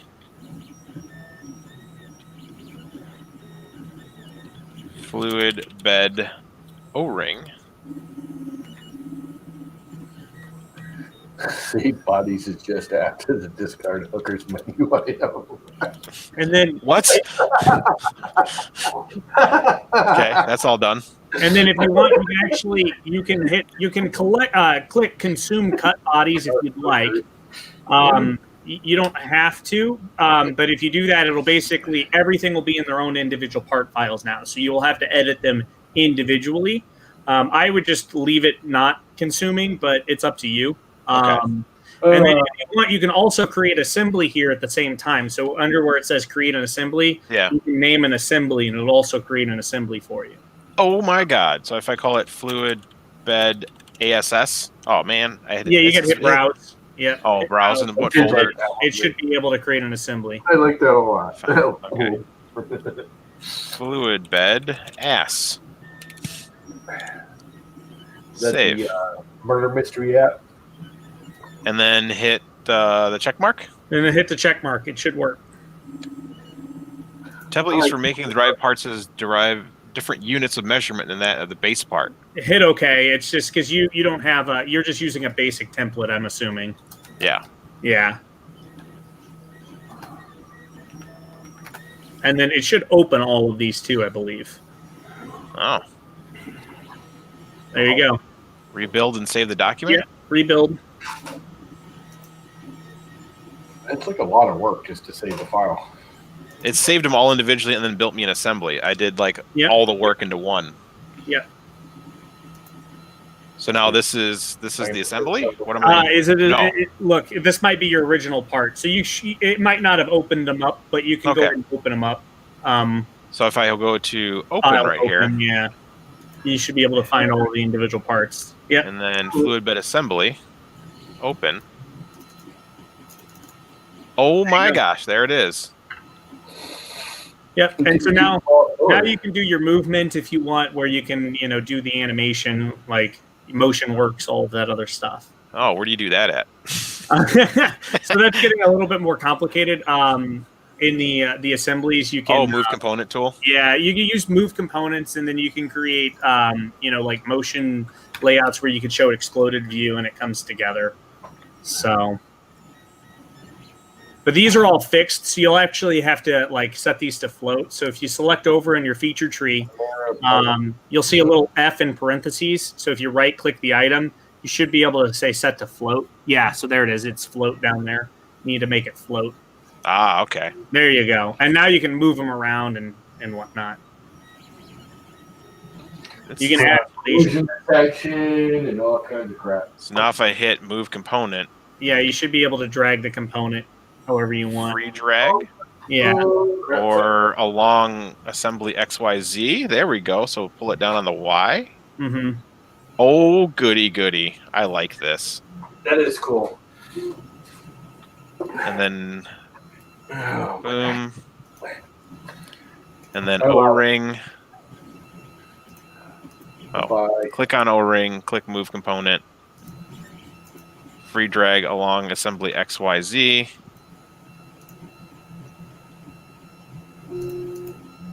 Wait, why is it moving that one? Swore I clicked the other one. Oh, there it is.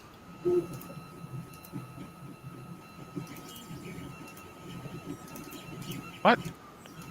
No. Control Z. Control Z. Controls. Yeah, so if you want to create a quick animation, you can insert a motion study. Gotcha. And you can actually show the motion of the assembly. In this case, putting it together.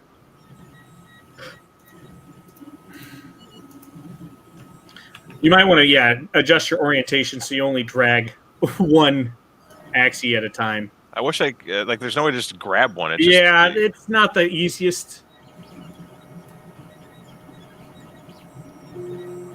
Okay, that time I did it. Yeah.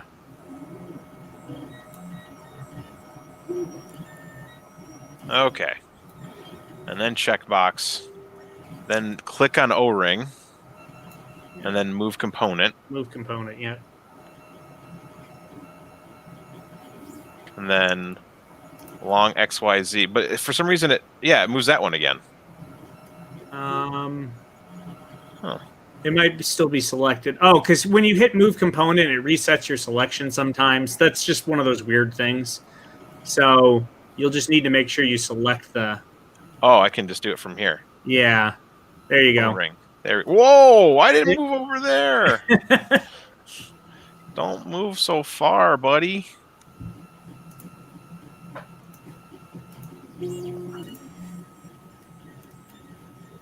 There we go.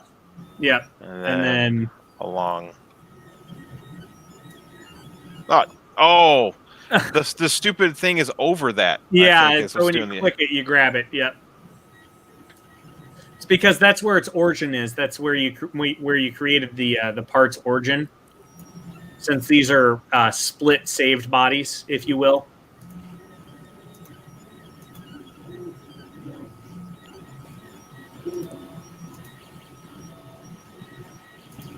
Look at that! I exploded it. There you go. Now, can I add McMaster-Carr screws and parts in here? Yeah, you should be able to. If you have them downloaded, all you have to do is insert components. Oh, I did not download it. Is it like what's that program? There's toolbox components too that you could add in, but it's not going to tie up to McMaster. But is this an education version or is this a? Yeah, education version. Okay, so I don't know if the toolbox comes in the education version. So on the colors aren't showing up. Yeah, that's probably because you have a material. Oh, whatever. Yeah, it's fine. Oh wait, there's literally a button for exploded view. Yeah, there is a button for an exploded view. Oh my god. Oh my goodness. You still basically have to do exactly what you did, but okay. You know.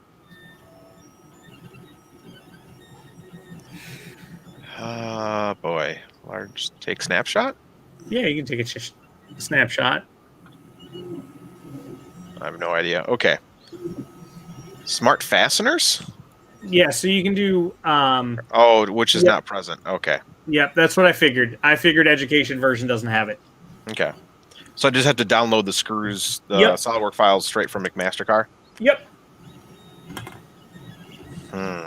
Yeah, and then you'll see that that button insert components, and once you have those parts downloaded, you'll insert those components, and then when you need to position them and where you want them to be, you'll use the mate command, and you can add concentric, coincident sort of mates to align and constrain everything.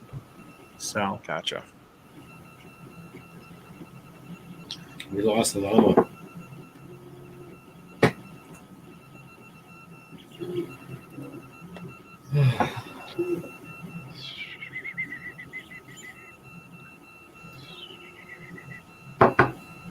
Yeah, high gloss, red plastic. No, won't do it. Okay.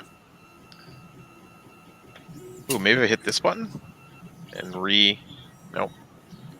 Llama's always lost. I think it's because it's taking the material properties from your individual parts, and it's applying the material properties to the display properties. Can you show the design plan? I don't have a design plan. What's a design plan? I just kind of made this up on the fly. Like, I knew what I wanted. Aw, snap. The Belgian's printer hasn't exploded yet. I guess I'll save as and JPEG again? JPEG. Assembly explode. Now it says fluid bed ass explode. Yes, explode. All right, well, that was fun. I think I'm done.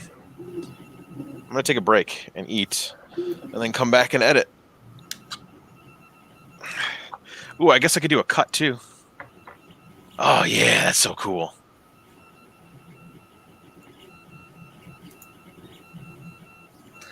Cool. Oh, my gosh. Oh, my gosh.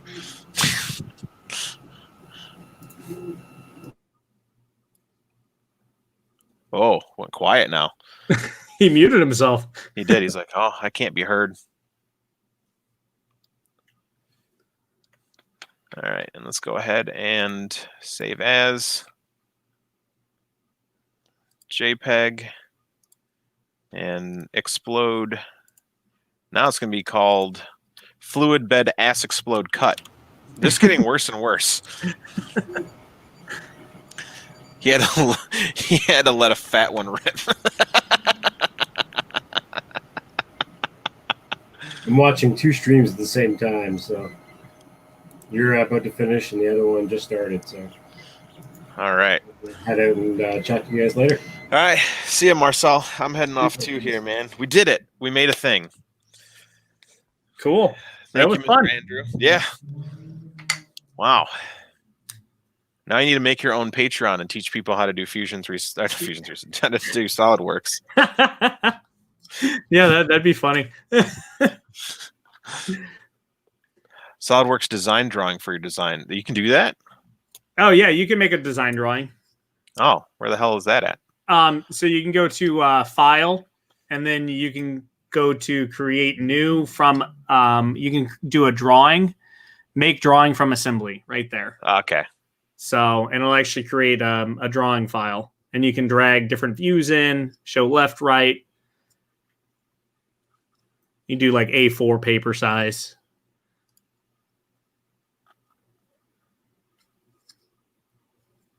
And then, yeah, you can grab your front view and drag it over. It's on the right-hand side of the plane. You can drag that right over. Oh, and it look creates at that. line drawings.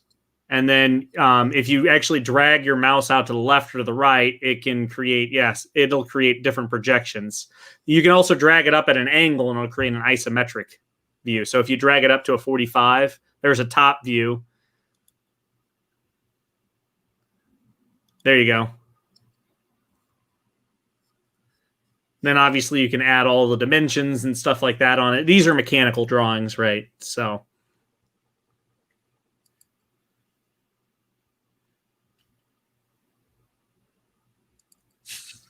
neat. High quality. Heck yeah. Now it's official. So then I hit the checkbox. Yeah, you'd hit the checkbox. And then, you can add dimensions, you can add, cut views, you could add tons of stuff. Badass.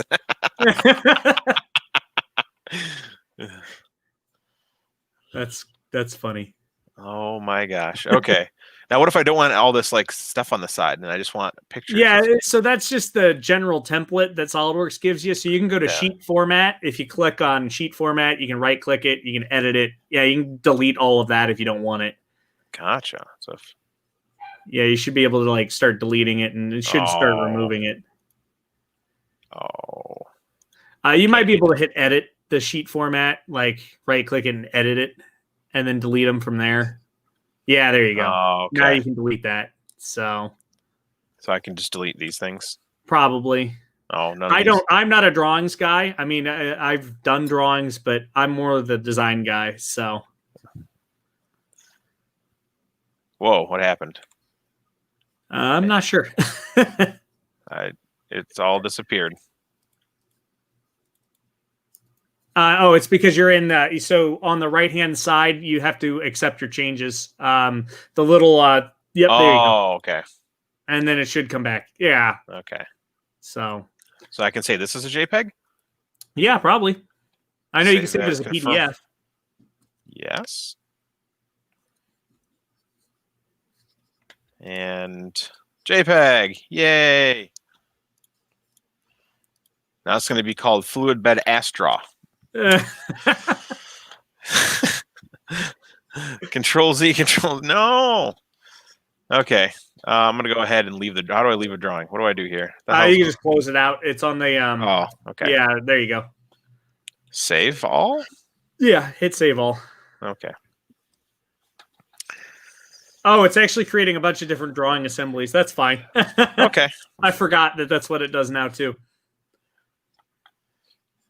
Cool. And then I can close this.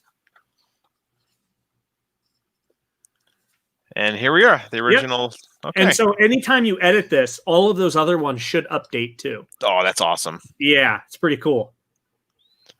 Warkocki Designs.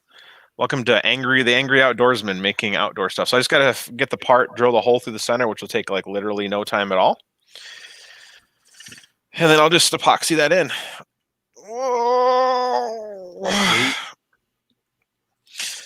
Oh, the hole for the air goes in, Marcus, hasn't added because I don't have the measurement for that. That part will be here Wednesday.